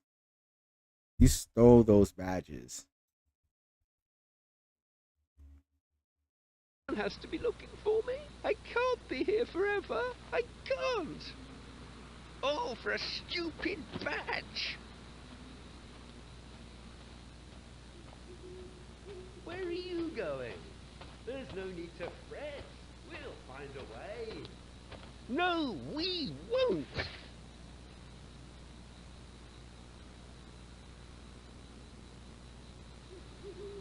Then Brooke began to sob.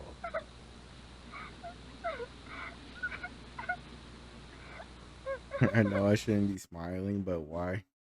Why are her hands so... Why are they so huge?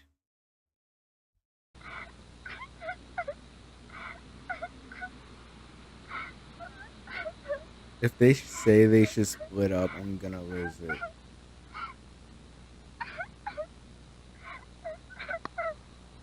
But then, a light blinked on. Brooke recognized it instantly. Jenny Joy Juniper! Oh, I thought I'd never see you again! Don't be funny, Brooke. I've always been there for you. Jenny Joy beamed. Why have you been away so long? The other green girls have missed you oh so much. We're lost, explained the others. Oh, how soul-crushing. There's no joy in being lost, especially at an hour like this. You must be so tired. Can you help us get out of here? Pleaded the girl. Oh, could you please? Jenny Joy smiled as bright as can be. Of course. I'll take you back to where you belong, Jenny Joy assured her. I'll light the way.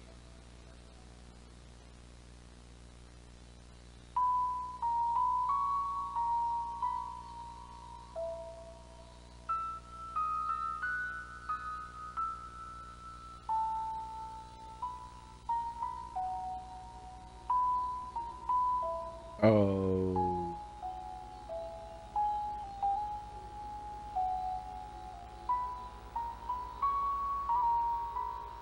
And so they all followed Jenny Joy. Further. Into the wood. Oh, okay. That's the problem. Okay.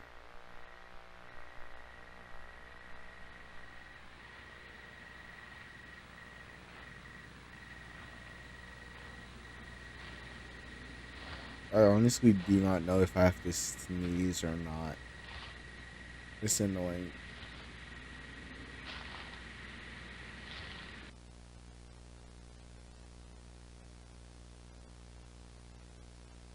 She should honestly be sprinting, you know, in the opposite direction, but she's not that smart.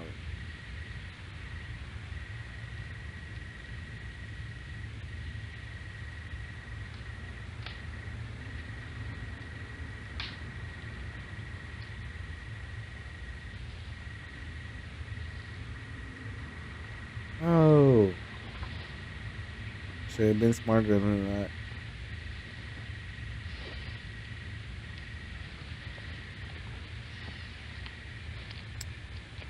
No.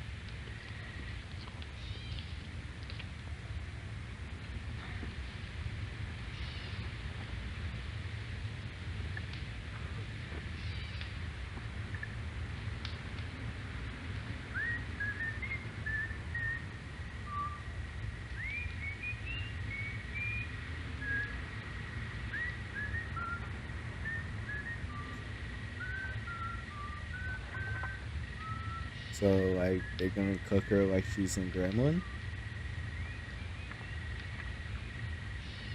Should've left some breadcrumbs, bro.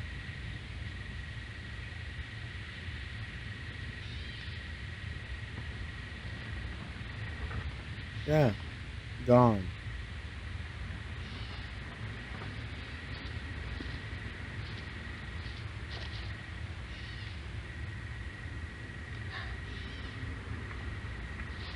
Come on, you can hop your way out of that.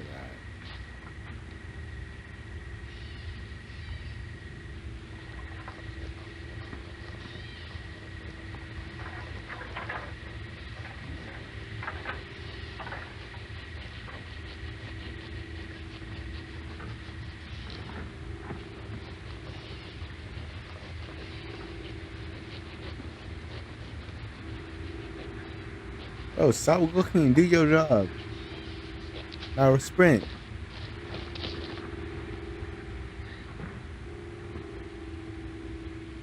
Where are you going? Yeah, hit that dash.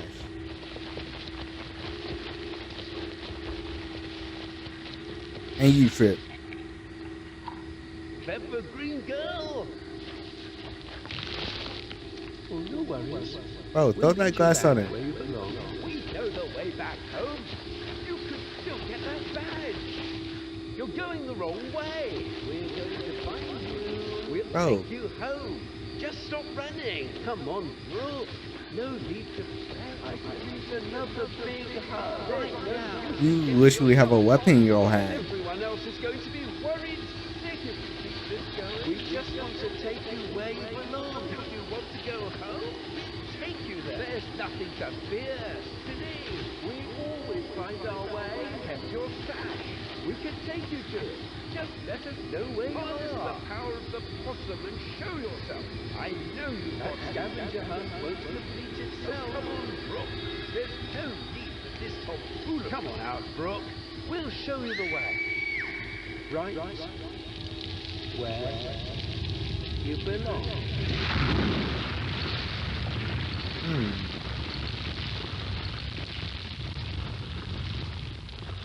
Honestly, I would have used that glass, sprinting at one of them. Especially that soda pop man, popped him with the glass, and then Dunzos.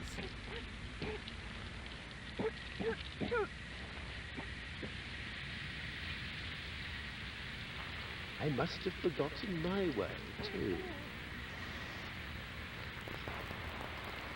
Silly me.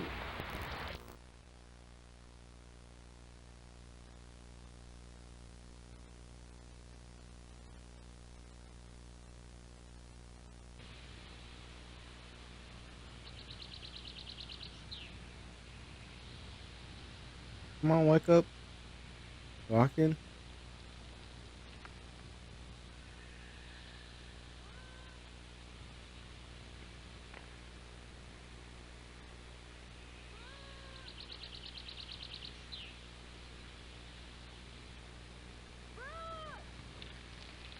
Eventually, Brooke heard something new. Her guild leaders. Brooke tried with all her might to call back out to them.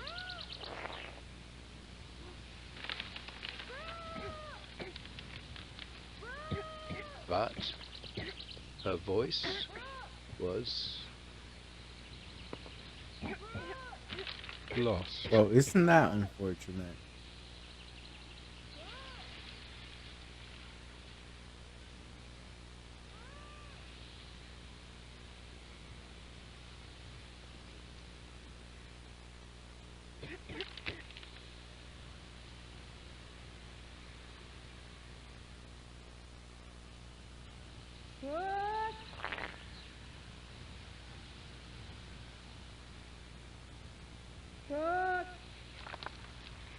Come on, just move as hard as you can.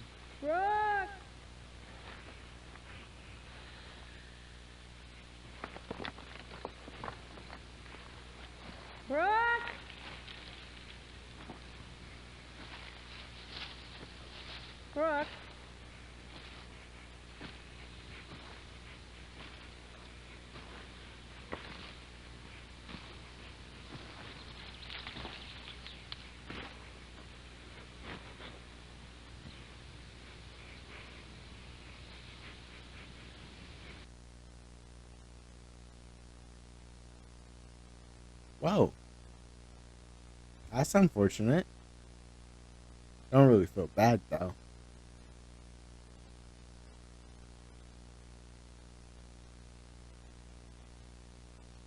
There you go. And then we're watching Angel Engine.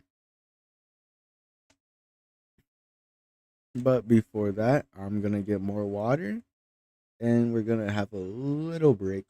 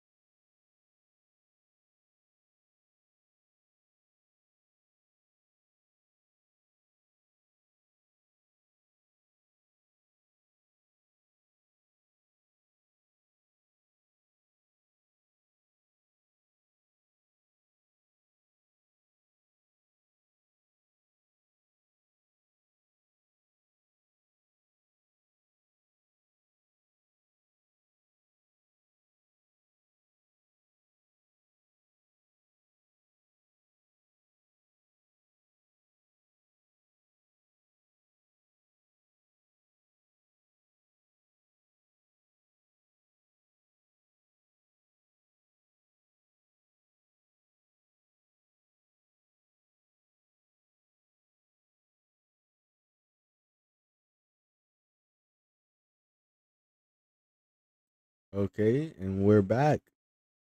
Let's get straight at it.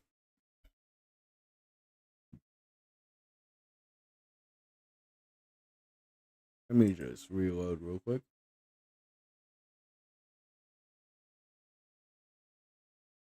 Any day now? Question mark? Any day? Hello? Hello, please load.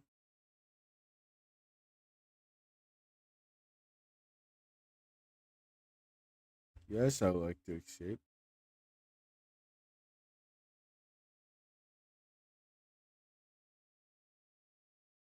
Huh. I guess I'm skipping this one. And we're going into another one.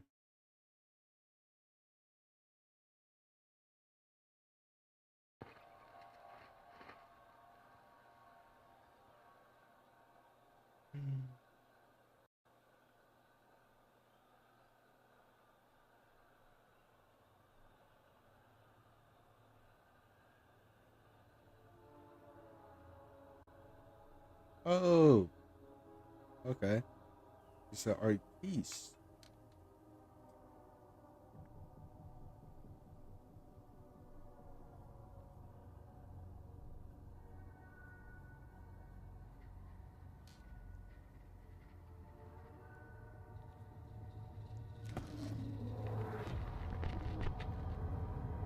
What happened to the canvas?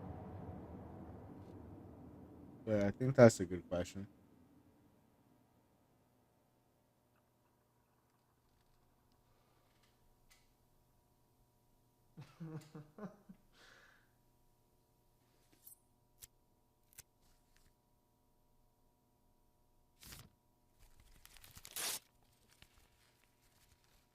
Yeah, I'm gonna be honest with you. If I'm ever drawing and then I see, like, I blink and it's like wrapped up with something called look closer. I'm putting it straight into the garbage, to be honest with you. Straight into the garbage.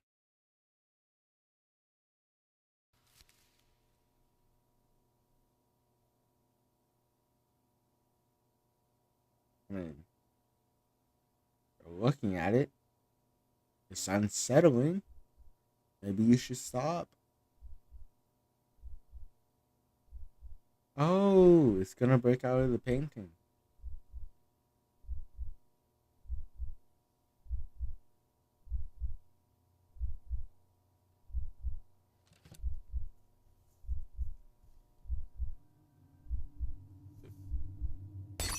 Oh, now that's a problem.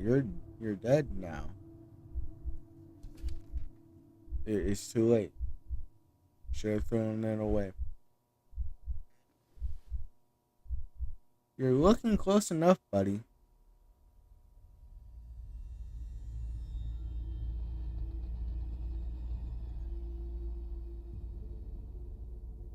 Yeah.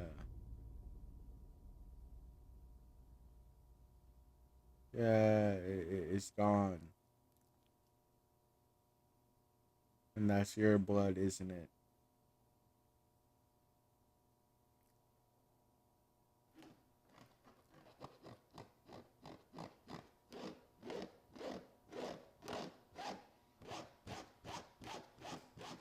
If it hits you with that run, you better hit the dash. Don't even look at it.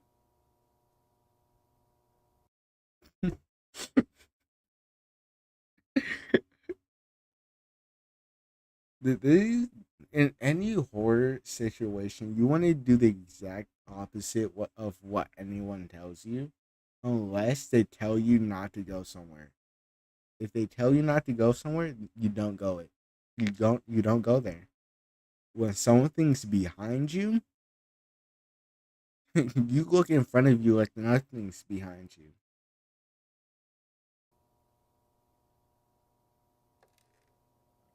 Or better situation, if you live in the US, you run straight to it, like to the nearest weapon, turn behind you with the quickness, duck. You want to duck first and throw the knife straight behind you. Relative to your first position. Yep. That's the problem. Now you can turn that light switch on and see if he's still going to be there this day out. Okay? You got what? You got like 20 feet in front of you. He's 20 feet in front of you. That gives you enough time to grab that chair and chuck it at him.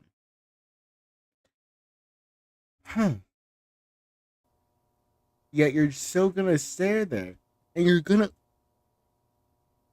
Don't piss me off. Don't piss me off. What is we?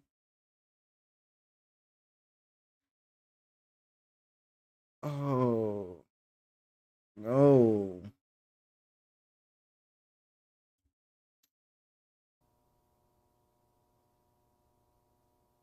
And this. Come on, you knew that was there. You couldn't have stared at it and looked for it. You got hands for a reason. You can reach behind you. You should have chucked the chair at him first. Be quick-witted.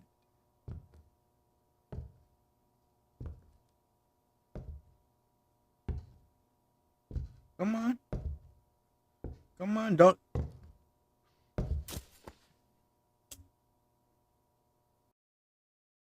Don't piss me off.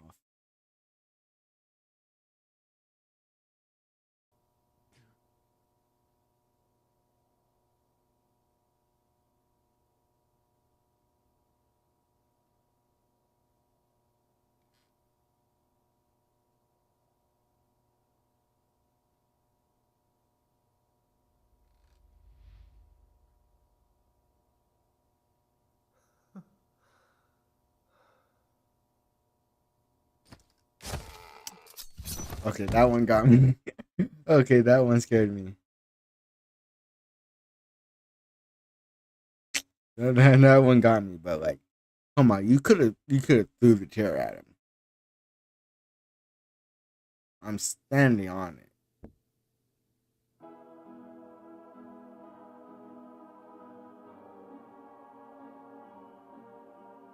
Oh, so they double.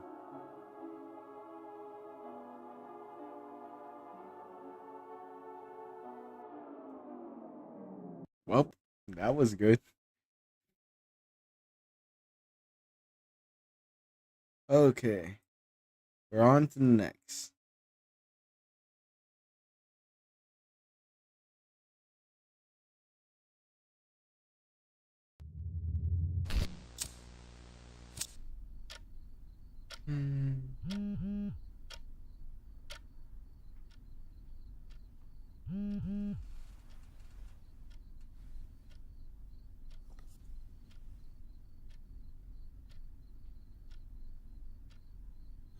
Alright, I gotta read.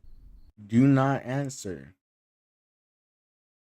You're not gonna tell anyone, right? Barley touched you. You wanted it.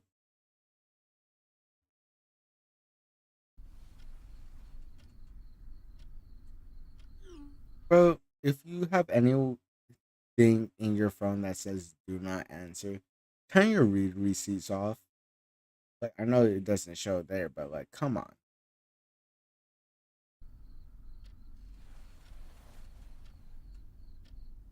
It says do not answer. You better turn that phone off.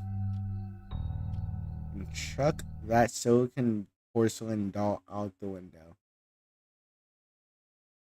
Chuck it out the window.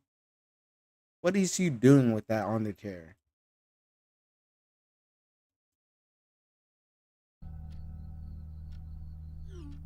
You do. Okay, damn. Okay. I mean, I didn't know we were starting off heavy. straight haymakers.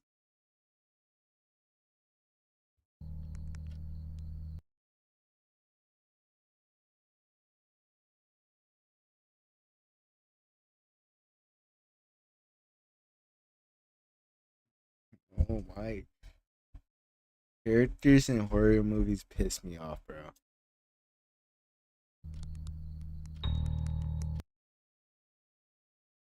Like, it says do not answer. You don't even listen to your past self.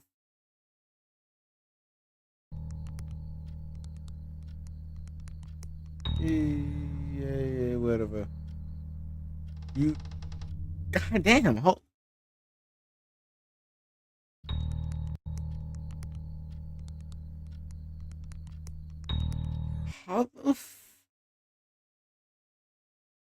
how did you get that many text messages off in the span of 5 seconds?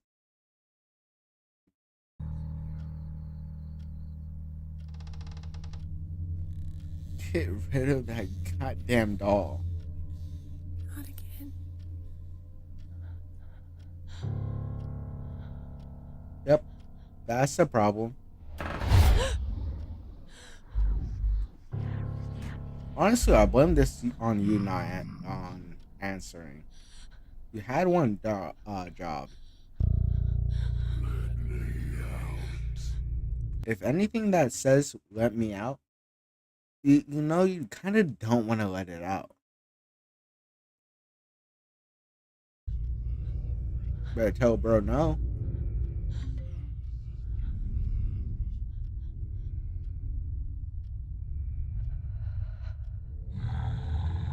Chuck that phone at it. If you're gonna die anyway, Yes.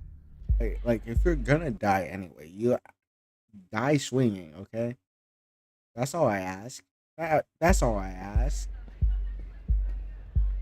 Yeah, he looks like a Brad.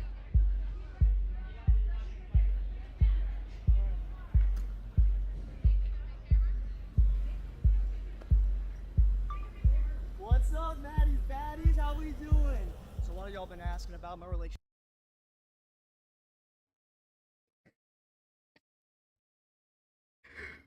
Is he like on Insta live stream? What is this?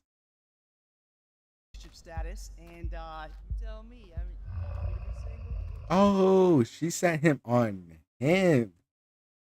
Now that's a good use of a demon. Like, if you're gonna kill me, at least take the opposition with you. Like, if I'm gonna die, at least let the hater side with me.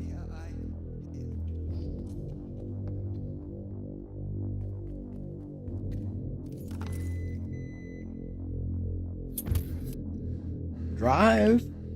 What is he doing?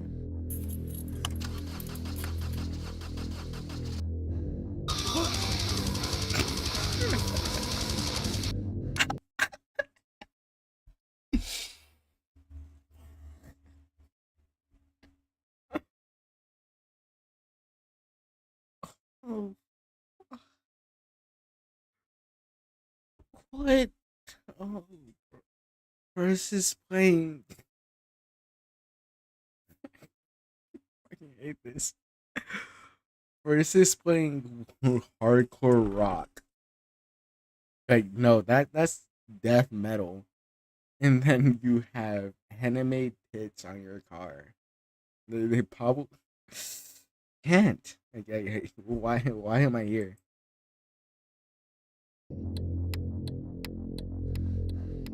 It's been too late.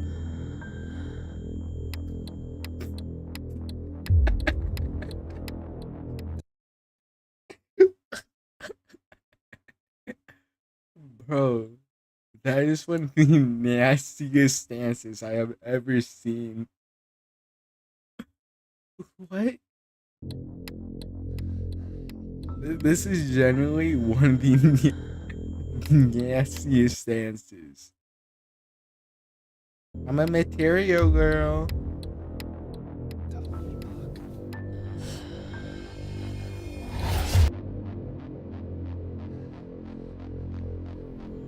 Come on. Yeah, you're done, buddy. Oh.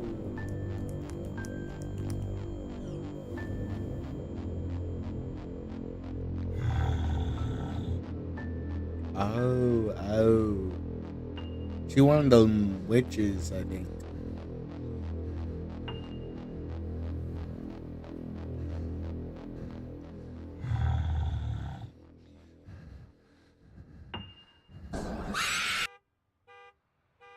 Is he getting banged by the ghost?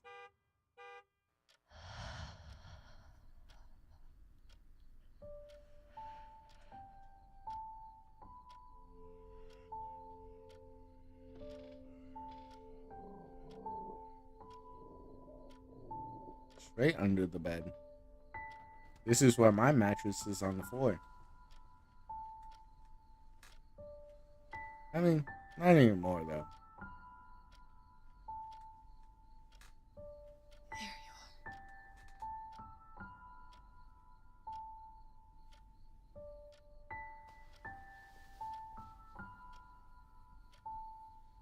What? Protective demon?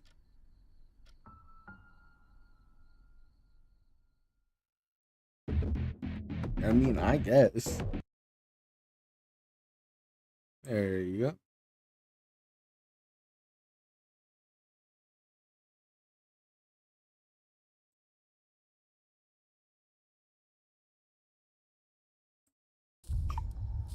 you for real, man?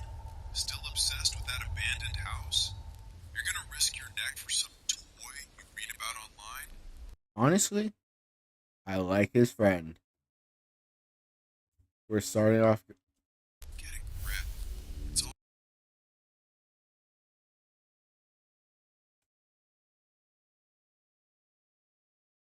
Okay. Okay. We went from good to worse. garbage. You won't find a thing. Honestly, if that thing were actually real, nobody would have made it back alive to tell the story. You don't say.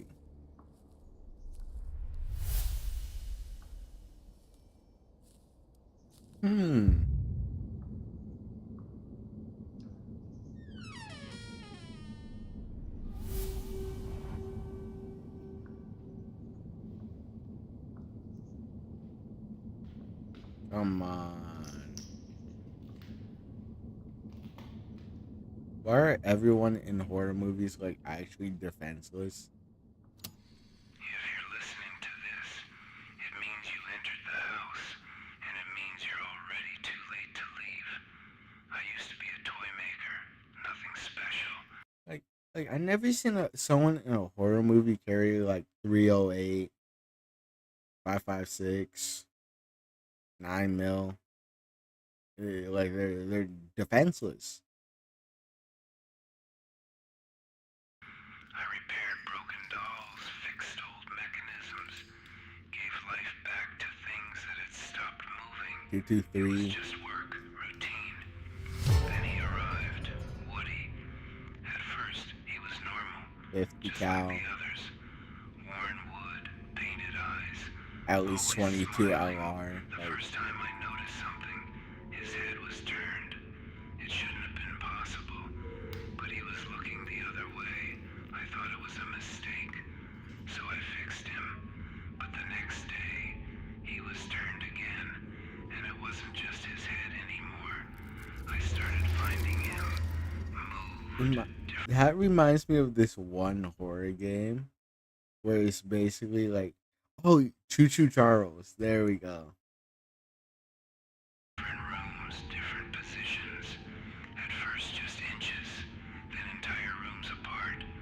I thought someone was coming in at night, so I stayed awake, watched, waited, and I saw him. He didn't move like a toy.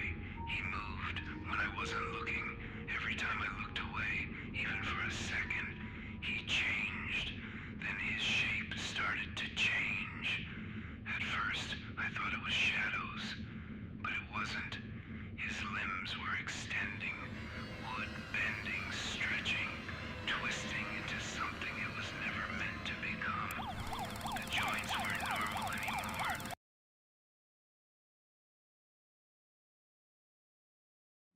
Don't piss me off.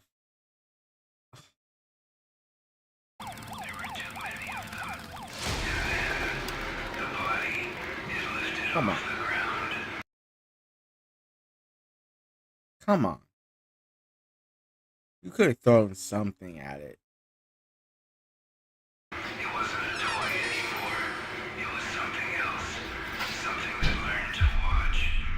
It's glass, buddy. If you're inside the house, don't look for him. Because now, he's not the one hiding. Okay, so if he was smart, which he isn't, he would have thrown that voice recorder and let it play somewhere else while he hid. If he was smart.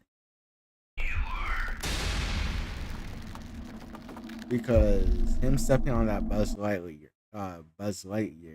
tells me that he can hear sounds. Meaning, he should have played it back, thrown it somewhere, and hid. Like, but come on, you gotta think on your feet for that one. Don't open that door. You live there now.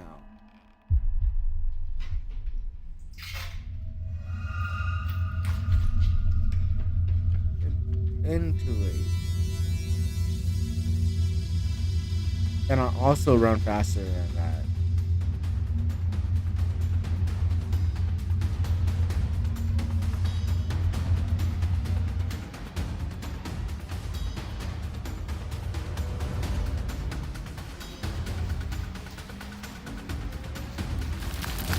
Yep.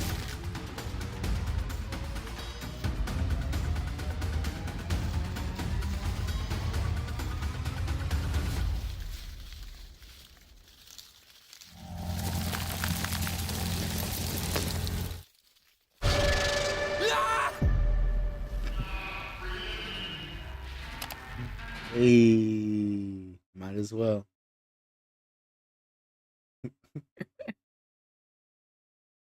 Okay.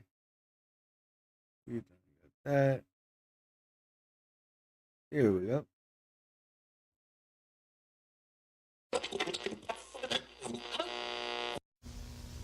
This is an emergency broadcast.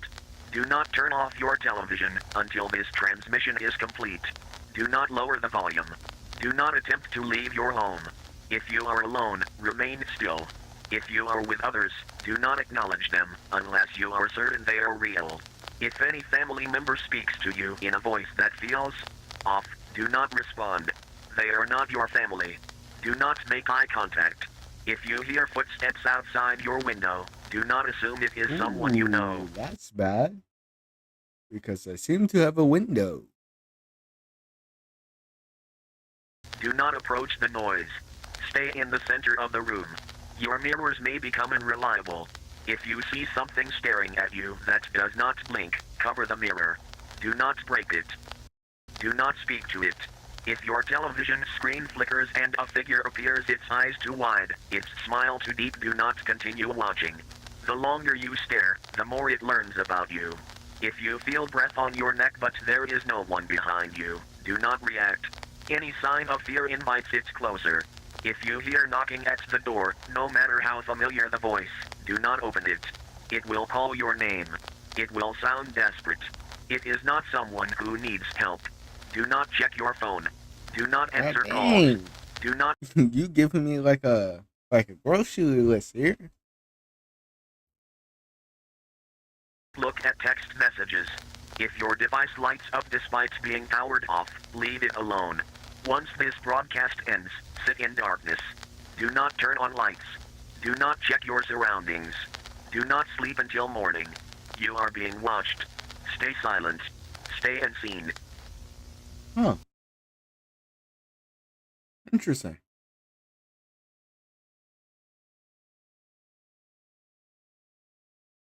This is a long video. Let's get another analog horror out the way. And then we'll watch that.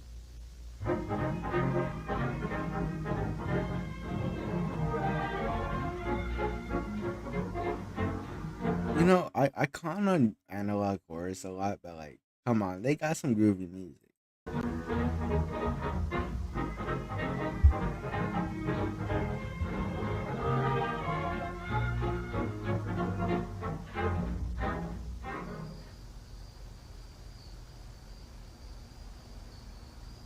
1904. They say that's when it all began. In Clifton, Virginia, there used to be an asylum. One of those places people try to forget. Behind its walls, the screams never stopped. The doctors did things to the inmates. Things no one should ever do to another. Yeah, doctors always have been a wild bunch. I mean, you just gotta look at the plague doctor to realize that. Human being. When it finally shut down, everyone thought the horror was over. But they were wrong. During the transfer, the bus carrying the prisoners crashed in the middle of the woods. When the officers arrived, they found bodies. Too many bodies. But 10 of them were missing. They just vanished. They searched for days. Caught them all, except 2. Marcus Walster and Douglas Griff.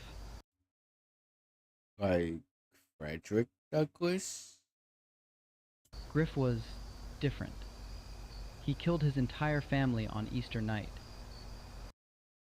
Easter night? They found him covered in blood, laughing, surrounded by dead rabbits. After the crash, the woods began to fill with rabbit corpses, hanging from branches, skinned clean, like someone was hunting them just for fun. And then, one night, they saw him, a tall figure, dressed in rags and Bugs Bunny? rabbit skin, a rotten mask, and an axe in his hand. They said it was Griff, that he kept killing, even after he died. Oh, come on. Seriously? That's just a story to scare kids. Not exactly. Since then, every year before Halloween, the rabbits come back. And some say, if you cross the Colchester overpass at midnight, you can still hear his laughter echoing through the trees, the sound of metal, the echo of a train that no longer runs, and something else, something watching you. They call him the Bunny Man. Come on, Kyle. I mean, sure, the story might be real, but that last part, it's just a myth, right? The story's real. After what happened, they even named that bridge after him, the Bunny Man Bridge. Boo! Rachel! What? You know, this is kind of like one of those old, like real old, like, I want to say Dolan's Planet, Dolan's World, or whatever it was. Kind of like that, but a little bit older. What? It sounds fun, doesn't it? We've run out of Halloween ideas anyway. Telling scary stories is getting old. So what if we actually go to the bridge? You're stupid. Okay? I understand it now. You're stupid. Are you insane? You want to get yourself killed? It's not just the legend. Who knows what kind of people hang around there at night? Oh, relax, Emily. It'll be fun. When was the last time you did? It'll be fun.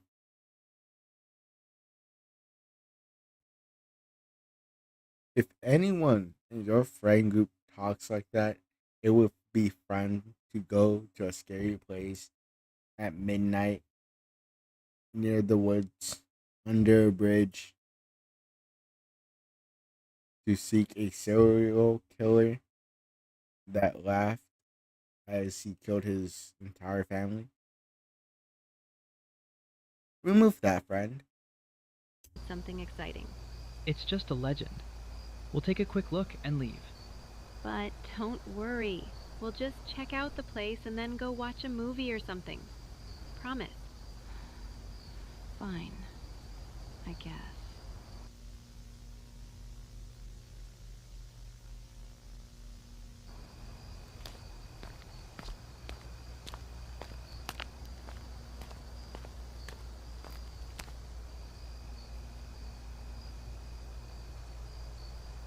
Ugh, this place is creepy as hell. I told you. Bunch of chickens.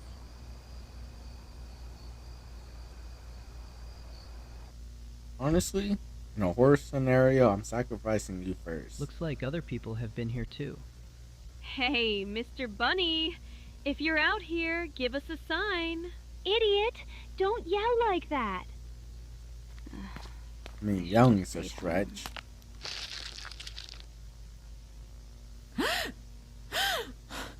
Emily? A dead rabbit! Let's get out of here! Oh shit. Don't shine that shit, Kyle. Oh, sorry.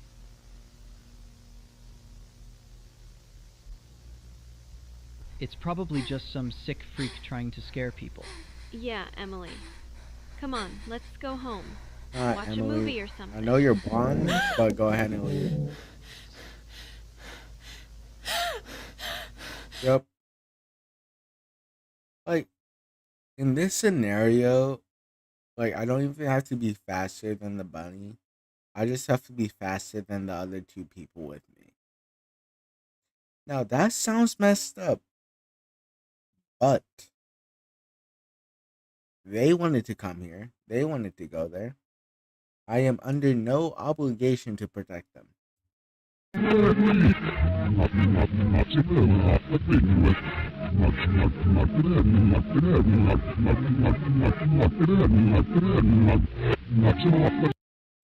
Okay, hold up, rewind that. Why is that kind of groovy?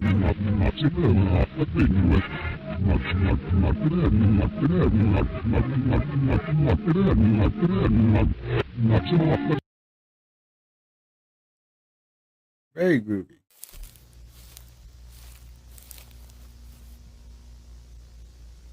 Telling me you couldn't climb a tree? I mean, it has an axe, but come on, you can jump that.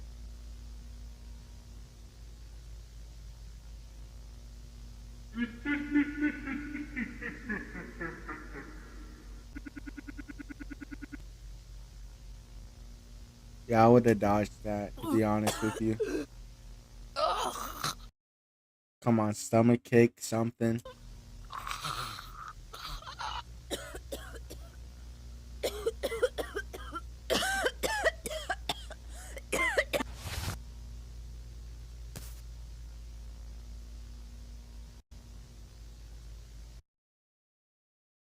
Huh. Would you look at that? Does he have the Mandela effect? I don't believe so.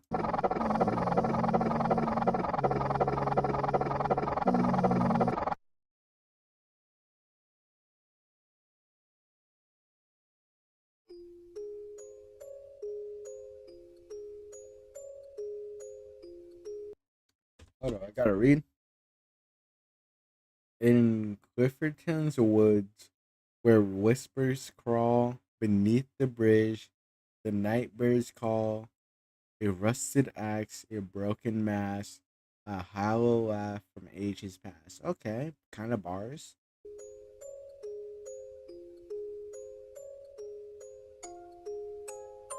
Is we gonna get more bars or like? Okay, hold up. The rabbits hang where branches sway. Oh, okay, hold up. Let me restart that. The rabbits hang where branches sway. Their lifeless eyes have lost the day. The moon looks down pale, cold, and still, as blood runs red along the hill. Okay. Is we gonna put that in a rap song?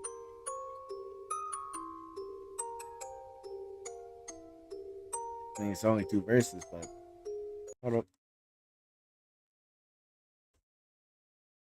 They say he walks when shadows creep, from graves the living dare not keep. A man reborn in fur and bone, forever cursed to hunt alone. I mean, you know I'm gonna have to read all of it.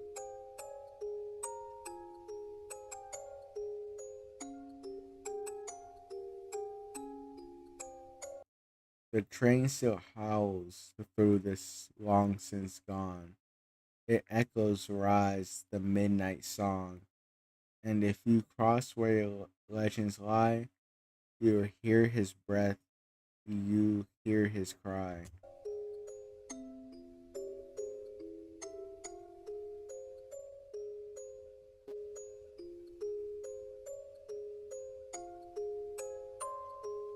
A whisper close, a rustling sound, the bunny man is still around.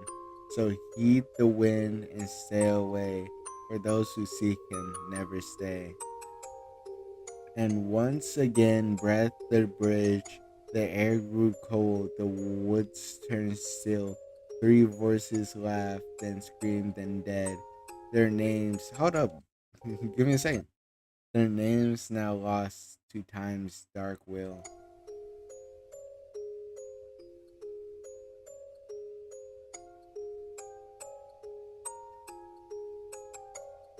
The 3 poor souls who dared the night to prove the tale was just pretend, but legends feed on mortal fright, and for the bunny man it never ends.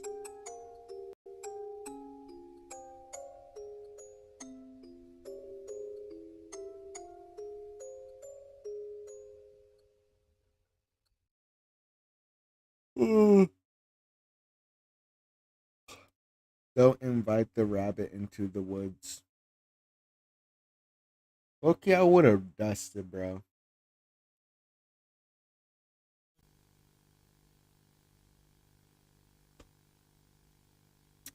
Having your head chopped off while still crying is crazy.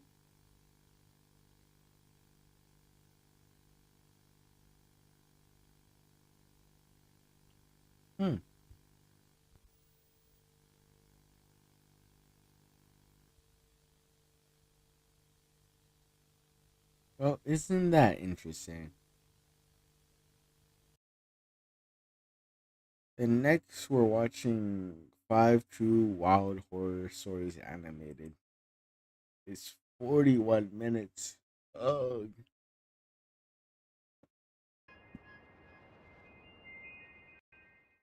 My mother was a very rich woman. She built a real estate empire from the ground up.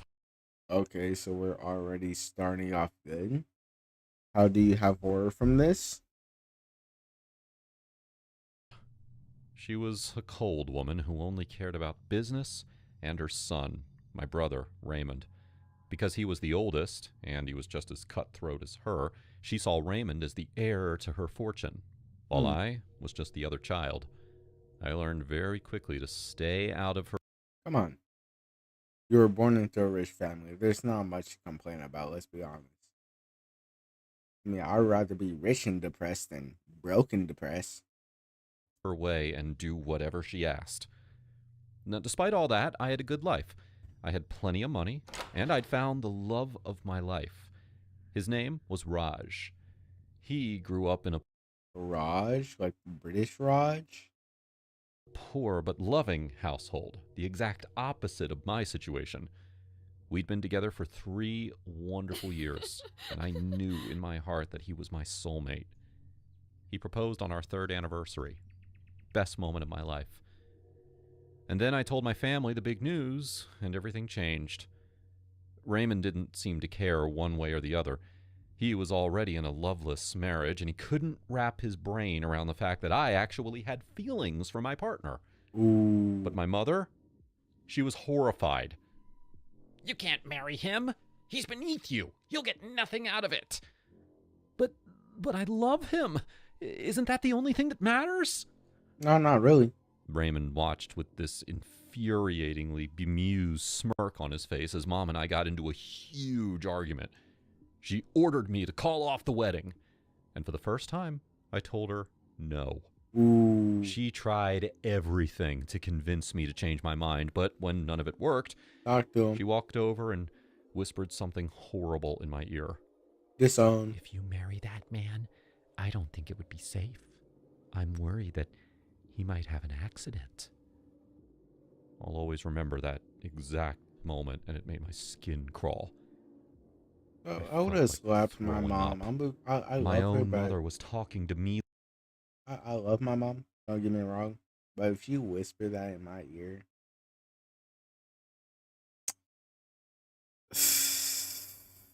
not sure how much longer I have a mom. Like a mob Love her, boss. She basically threatened to murder Raj if I went through with the wedding.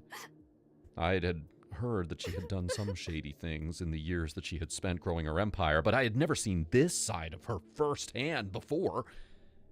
And the way she looked at me, I had no doubt she... So you just cry and you didn't like record anything, or you didn't send it to the police, or you're just crying? You're supposed to be like a grown adult in this story. do it. She'd kill the love of my life just because he wasn't a good match. Yeah, well, yeah, whatever. I ended things with Raj that weekend. I didn't tell him the real reason.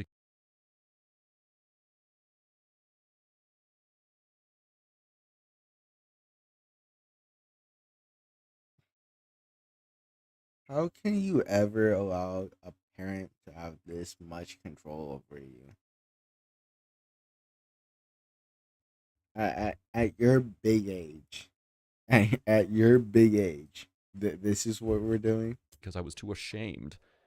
And plus, I was worried that if he found out about my mother's threat, he'd tell me that he could live with the danger and convince me to marry him anyway. I couldn't let that happen. I simply told him that I didn't have feelings for him anymore. Well, a month later, Mom came to my apartment with some good news. I was in a deep depression at the time, scarfing down gallons of ice cream and barely leaving the couch. Mom said that she had found me a man, a better man. His name was Steve, and he was the son of a wealthy landowner. Yeah, you're getting used for a political marriage, I'm gonna be honest with you. Donor outside of Miami. If I married... Hey, you think this Crusader Kings 3 with the way you being married off him, Mom's company could buy all their land and make a boatload of money. It didn't matter that I'd never met Steve before. She wanted me to marry him to help her business. I should have said no. I should have screamed for her to leave my apartment. But I was at the lowest point in my life, and I didn't have the strength to stand up for myself. I told her that I'd... Come on, even at the lowest point in your life, you should have some strength to, like, stand up against something. Like, come on. Like to meet him. 3 months later, Steve and I were married, just as Mom had wanted. I tried to tell myself that he was a good guy. We didn't have a spark, but he was handsome enough. Okay, in the bed. He spent most of his time driving around in his convertible and playing golf, so I didn't have to see him a lot. For a while, I convinced myself that I was happy. Eventually, the deal with Steve's family land went through, and we all made a lot of money. I accepted the fact that the rest of my life was going to be tolerable, but unfulfilling. And then I saw Raj again. We ran into each other on the beach. I took one look at him and started crying. All my old feelings came back, and I knew that I had made a mistake. He was the man I was truly meant to be with. We started talking, and I felt better than I had in a long time. Steve had gone to the bathroom at the time, but when he returned, he saw Raj and me together, and he saw the smile on my face. He angrily grabbed my arm and led me to the car without saying anything to Raj. I know who that was. Don't you dare speak to him again. Honestly, I really couldn't be that mad. Like, don't get me wrong. If I found out I had a girl, like, if I found out I was in, how do you find out you're in a relationship? Okay. So, like, if I had a girl and, like, she was talking to her ex again, I wouldn't really be mad. I'd just be disappointed. And that did happen once. And yes, I was disappointed. Very disappointed. But I'm not going to try to, like, stop you all the time from doing that. Like, if you're going to be with him, go be with him. I'll be over there. Somewhere else, hopefully. That moment was a real turning point in our marriage. Steve became possessive. He started checking in whenever I wasn't at home. He'd wait up for me when I was late, demanding to know where I was and who I'd been with. He knew that I was in love with another man, and his fragile ego had turned him into a jealous bully. I'm gonna be honest with you. I get jealous, don't get me wrong, but I can never be jealous of my girl talking to another man. It's like either you're with me or not. If you're gonna go, go. After a month of this torture, I had enough. I told him I wanted a divorce. He didn't say anything for a long moment. He just glared at me. If you leave me, I'll take everything you own. With horrifying coldness, he laid out his plan. How he'd get his lawyers to prove that I'd only married him for the land deal. How he would claim I was unfaithful. How he wouldn't stop until all of my property went to him, including my 20% stake in my mother's company. Honestly, in this situation, I wouldn't even care. I'd rather be homeless than be with you. Like, what is we on about? I didn't care. If anything, it felt freeing to There we go. sacrifice all ties to my rich, miserable life and start from scratch with Raj. I told him I'd draw up the papers. He stormed out. I felt weirdly euphoric for the next few days. But that ended when Mom came over for a surprise visit. I guess my lawyer had told her about the divorce papers, and Mom had gotten him to tear them up. "You can't divorce him. I refuse to let that take 20% of my company." Now, of course, all she cared about was her company. Yeah, it didn't whatever. matter to her that she was the reason that I had married that in the first place. It didn't Ooh. matter that I was miserable. I told her that I'd made up my mind. Besides, she and Raymond had the rest of the stakes in the company. Steve's minority share wouldn't change anything. For a while, she seemed to back down. But then I realized she was just formulating a plan. "Give it a month before you do anything rash. I have a feeling that your problems with Steve will go away soon enough." Once again, she was sounding like a mob boss. Her threat against Raj was very real, and now it sounded like she was doing the same thing to Steve. She was going Honestly, to kill him. Get rid of Steve. Whatever you're planning to do, don't. Just let me divorce him. Wait a month. I didn't wait a month. I found another lawyer who wasn't under my mom's thumb, and I drew up divorce documents, giving Steve everything he wanted, including the 20% stake. To keep my family off my back, I told them that Steve and I were trying to work through our problems, but in reality, he had already moved out. And I started seeing Raj again. I told him everything, and he was nothing but supportive. He knew that my family had forced me into this situation, and he was proud of me for finally standing up for myself. I didn't see my mom or brother for weeks, though Mom called every few days to check in. She always asked if Steve was okay. And weirdly, she kept asking if he had been on any joy rides lately. I thought that was weird. And then, out of nowhere, Raymond showed up at my house. Somehow, he had gotten word that the divorce was still going through, but rather than tell Mom, he wanted to talk to me directly. He really was our mother's mini-me. I didn't let him inside. We talked on the porch for a while. I listened to him list off all the reasons right there, that buddy. marriage shouldn't be about love, but I kept telling him that it was too late. I was divorced, not just from Steve, but from my entire toxic family. I told him that Steve had already cleared out all his stuff, aside from his beloved convertible, which he wasn't going to be picking up until that weekend. Raymond's eyes lit up. Once again, all he cared about were possessions. The only non-business conversations he had ever had with my ex-husband were about that stupid car. "Can I drive it? I mean, since he's not using it?" Knock yourself out. I watched him drive off for a short ride along the coast, shaking my head over how messed up my family's priorities were. And then I went back inside and hugged Raj, glad that he didn't have to hear any of that conversation. That was the last time I saw my brother. A few hours later, I found out that he had swerved off the road and died instantly. Oop. I thought it was a tragic accident until Mom called me that night. Why did you let him drive your husband's car? How could you do this to your own brother? So Mom had followed through with her plan to kill my husband. And it worked, just on the wrong person. Now, you'd think that would be the end of my story. Karmic Honestly, justice and whatnot. Don't really be But it gets bothered. even crazier from there. A few months ago, I found out that Steve had remarried. His new wife is Raymond's widow.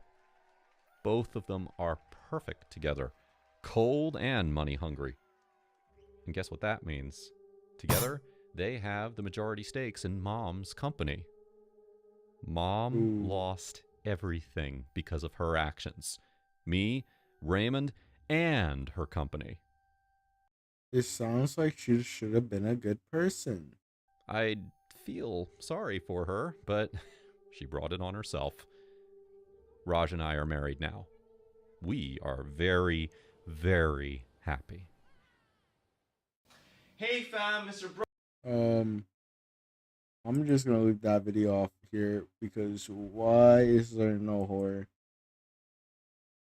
Like I know true stories are like less horror and more like the scary implications of things, but like come on. Okay, is this recording? Good. I'm about to unlock a secret character in the game Sonic. God dang, brother. We're not gonna get through that in like 3 hours. I don't really want to watch too many SCP things, so let's go.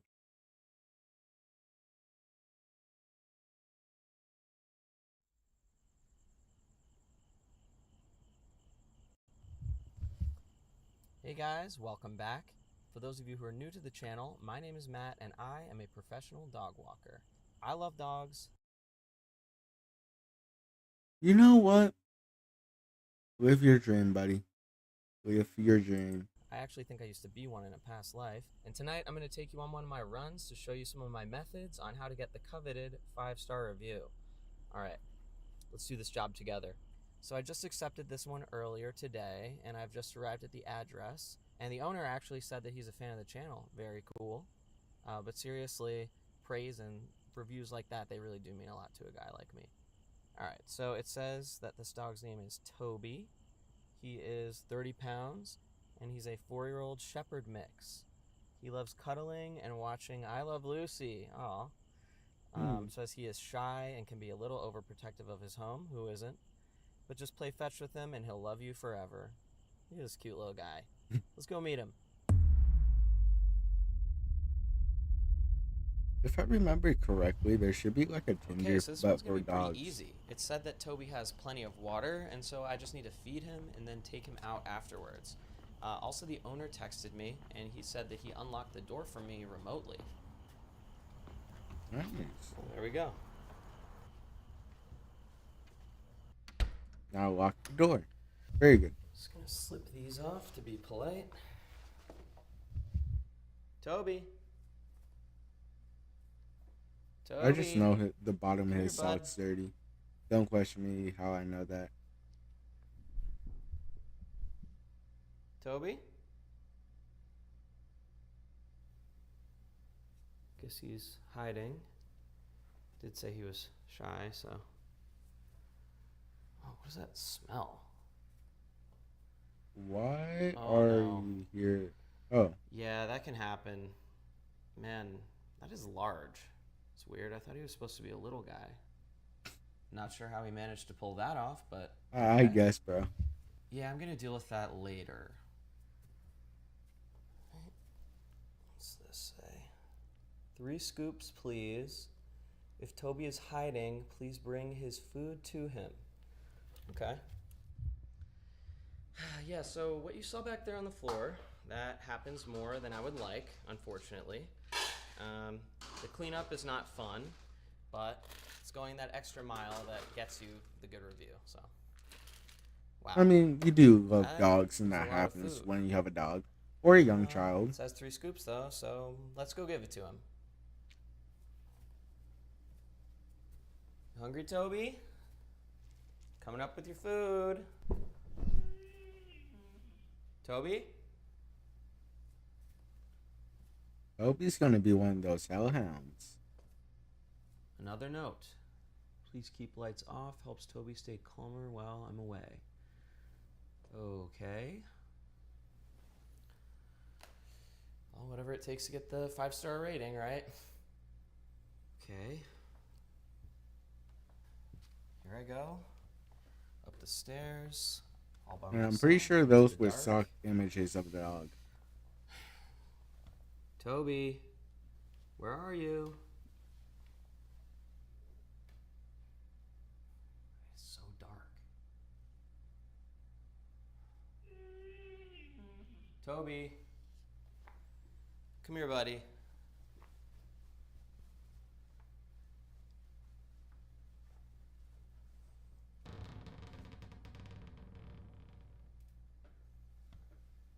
You hungry?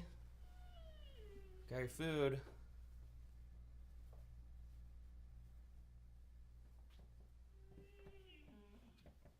Toby?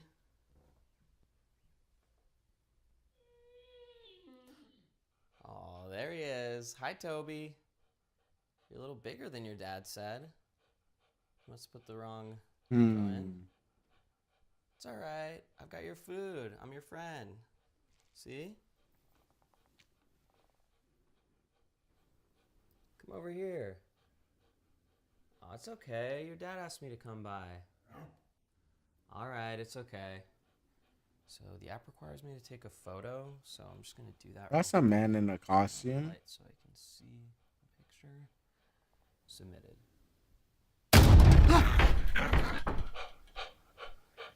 Yeah, that's Oh no, dude, no. yeah. I know. I'm just gonna be grateful for his loss. Costume.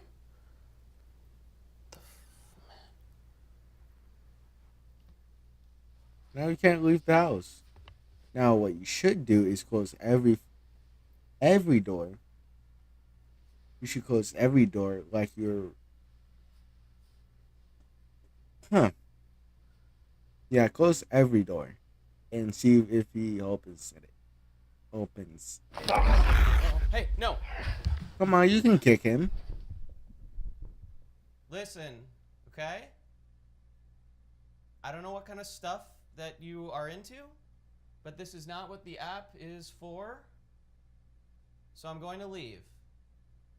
And I won't say anything about this, but I am going to go. Okay? Honestly, you should kick him. Okay. Like, come on. Just going to get out of here. Honestly, I jumped down those stairs. Close those doors. If he makes a sound, pick up a weapon. Turn on the light. Come on. Nah. You're not gonna tell me you're not gonna.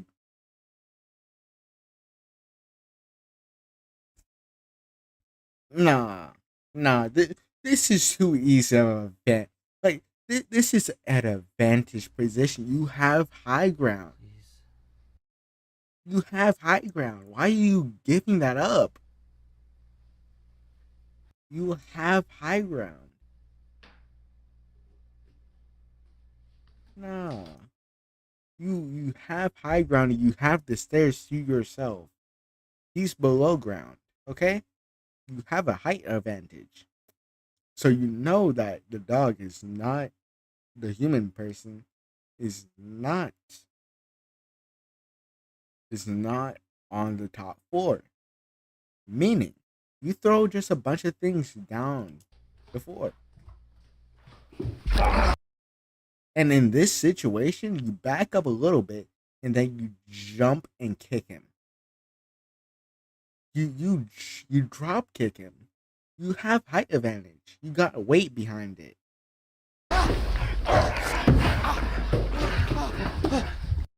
Like 5 seconds. Hold up. Right here. Right here. Easiest attack. Right there. You just jump. Bang. Straight into the wall.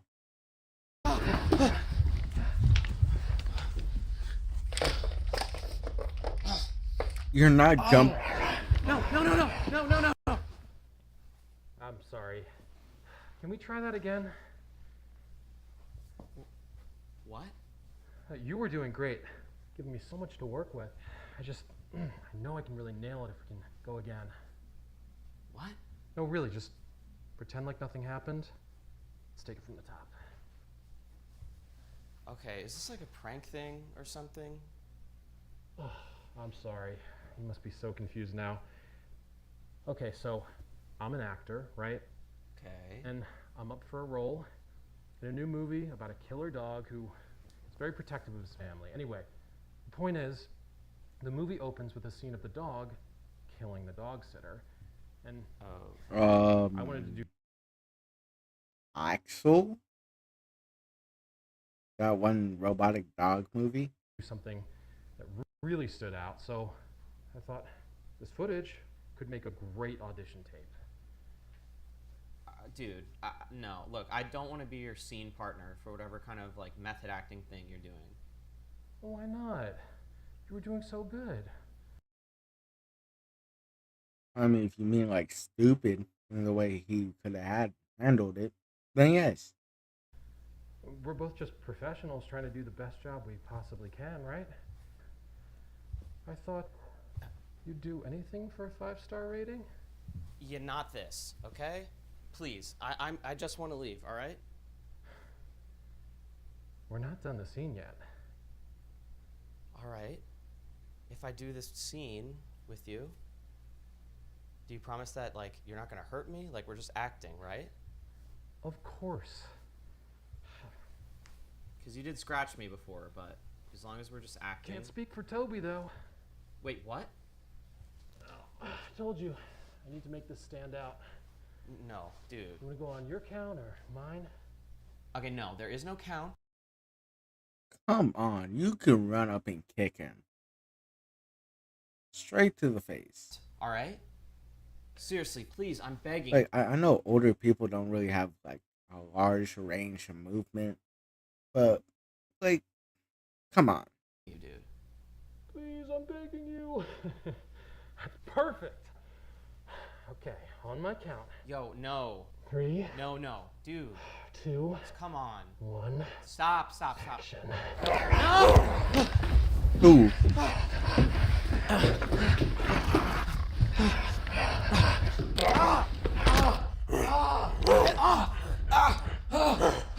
Kick him. And you lost your side.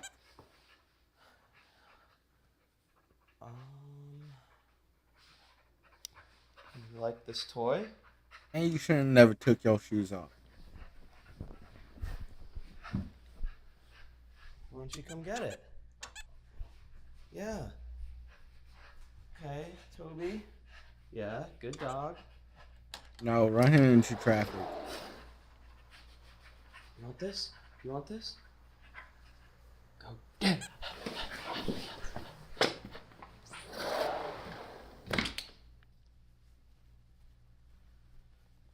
No, hide in his house. Well, that was a first. Probably also a last because I don't think I'll be making any more videos after this. Might actually delete my channel. So, just get out of here. Don't unlock that door neither. The house is already yours. Fucking. God damn it. That was so obvious too. That was so obvious too, and I still jumped. Like, and I called it. And I called it. Like, the house was yours. You should have stayed in the house.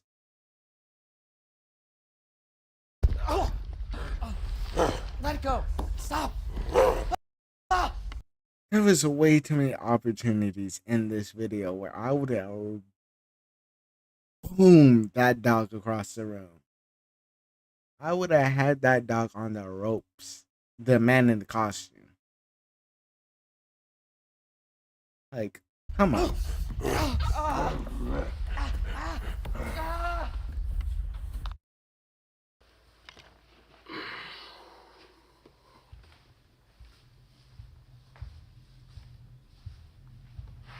Well.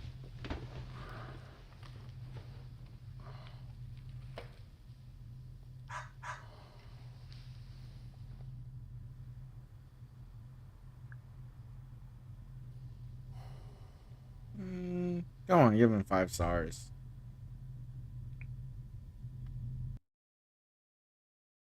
Okay, bit of an ass. I got it. Okay.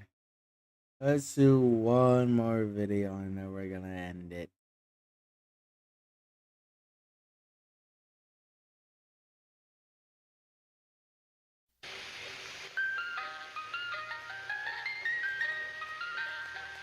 Hey, hold up. This was a jam. Okay, when you hear this coming down your street,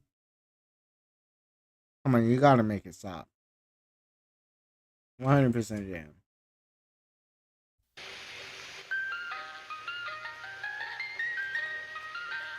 I mean, it's a bit disordered, but hey.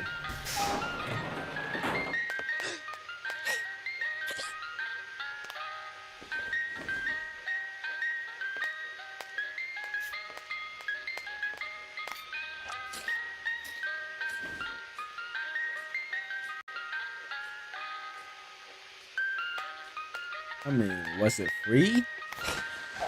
Oop. And got YouTube.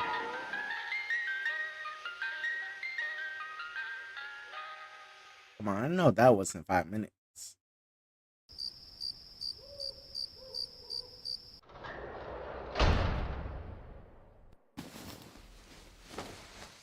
They put you in a bag like you candy, bro. Me personally, I would never let that happen to me. Like, come on. They put you in a candy bag like it's Halloween.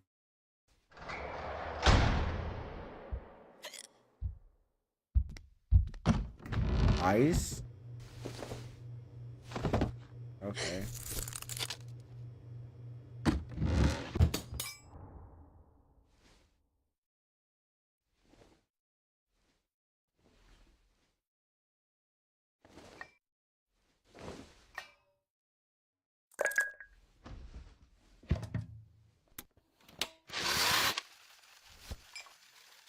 How tall is this man?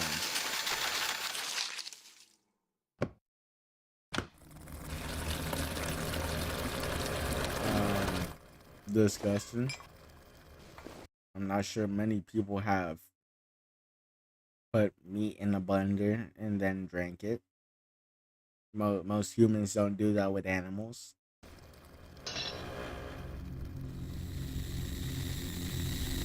Definitely an odd taste. And he ain't got no...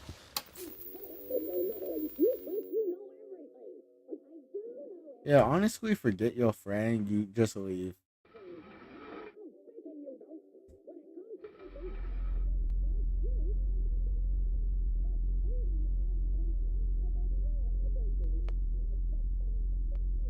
Ooh, you got your weapon. Stab him in the toe. Nah, you good. He watching TV. It's whatever. Nah, leave your friend. It's already too late. Go ahead and leave. Unless you're adding a distraction. You eating it raw? Straight raw? You didn't even cook it? And you got a hole in your sock?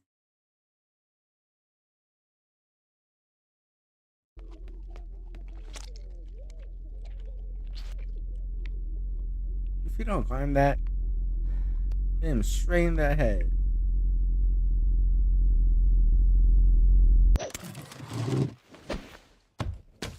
Yep. Yep, better pray to every guy you know. Zeus, Helena. You better pray to the Greek ones, the Roman ones, the Norse ones, the Egyptian ones. You better pray to the immortals of China. You better pray to every Abrahamic religion you know. Like, come on. You better pray to the stars, the sun, the universe itself.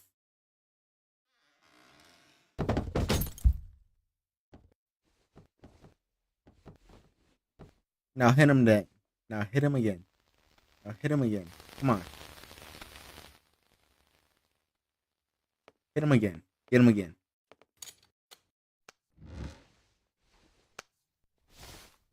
Because I know you ain't dead.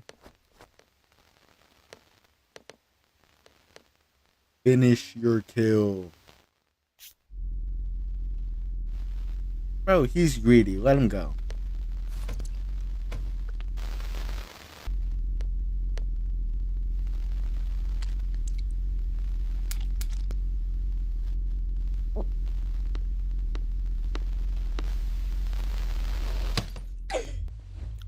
Yeah, it's too late.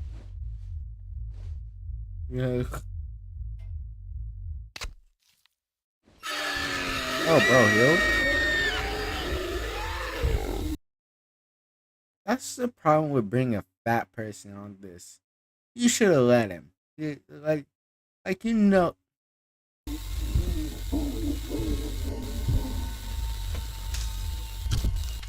Ooh. Ooh. Ooh. Catch him up. Catch him up. Cook him up. Ooh.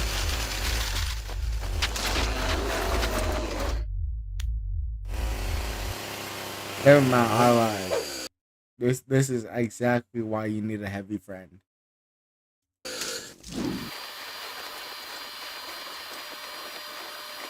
Yep.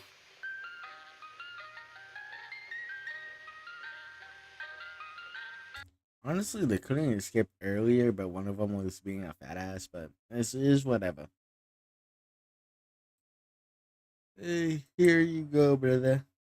And we're gonna end it here. We got what, 3 hours and 9 minutes. My bad. Okay.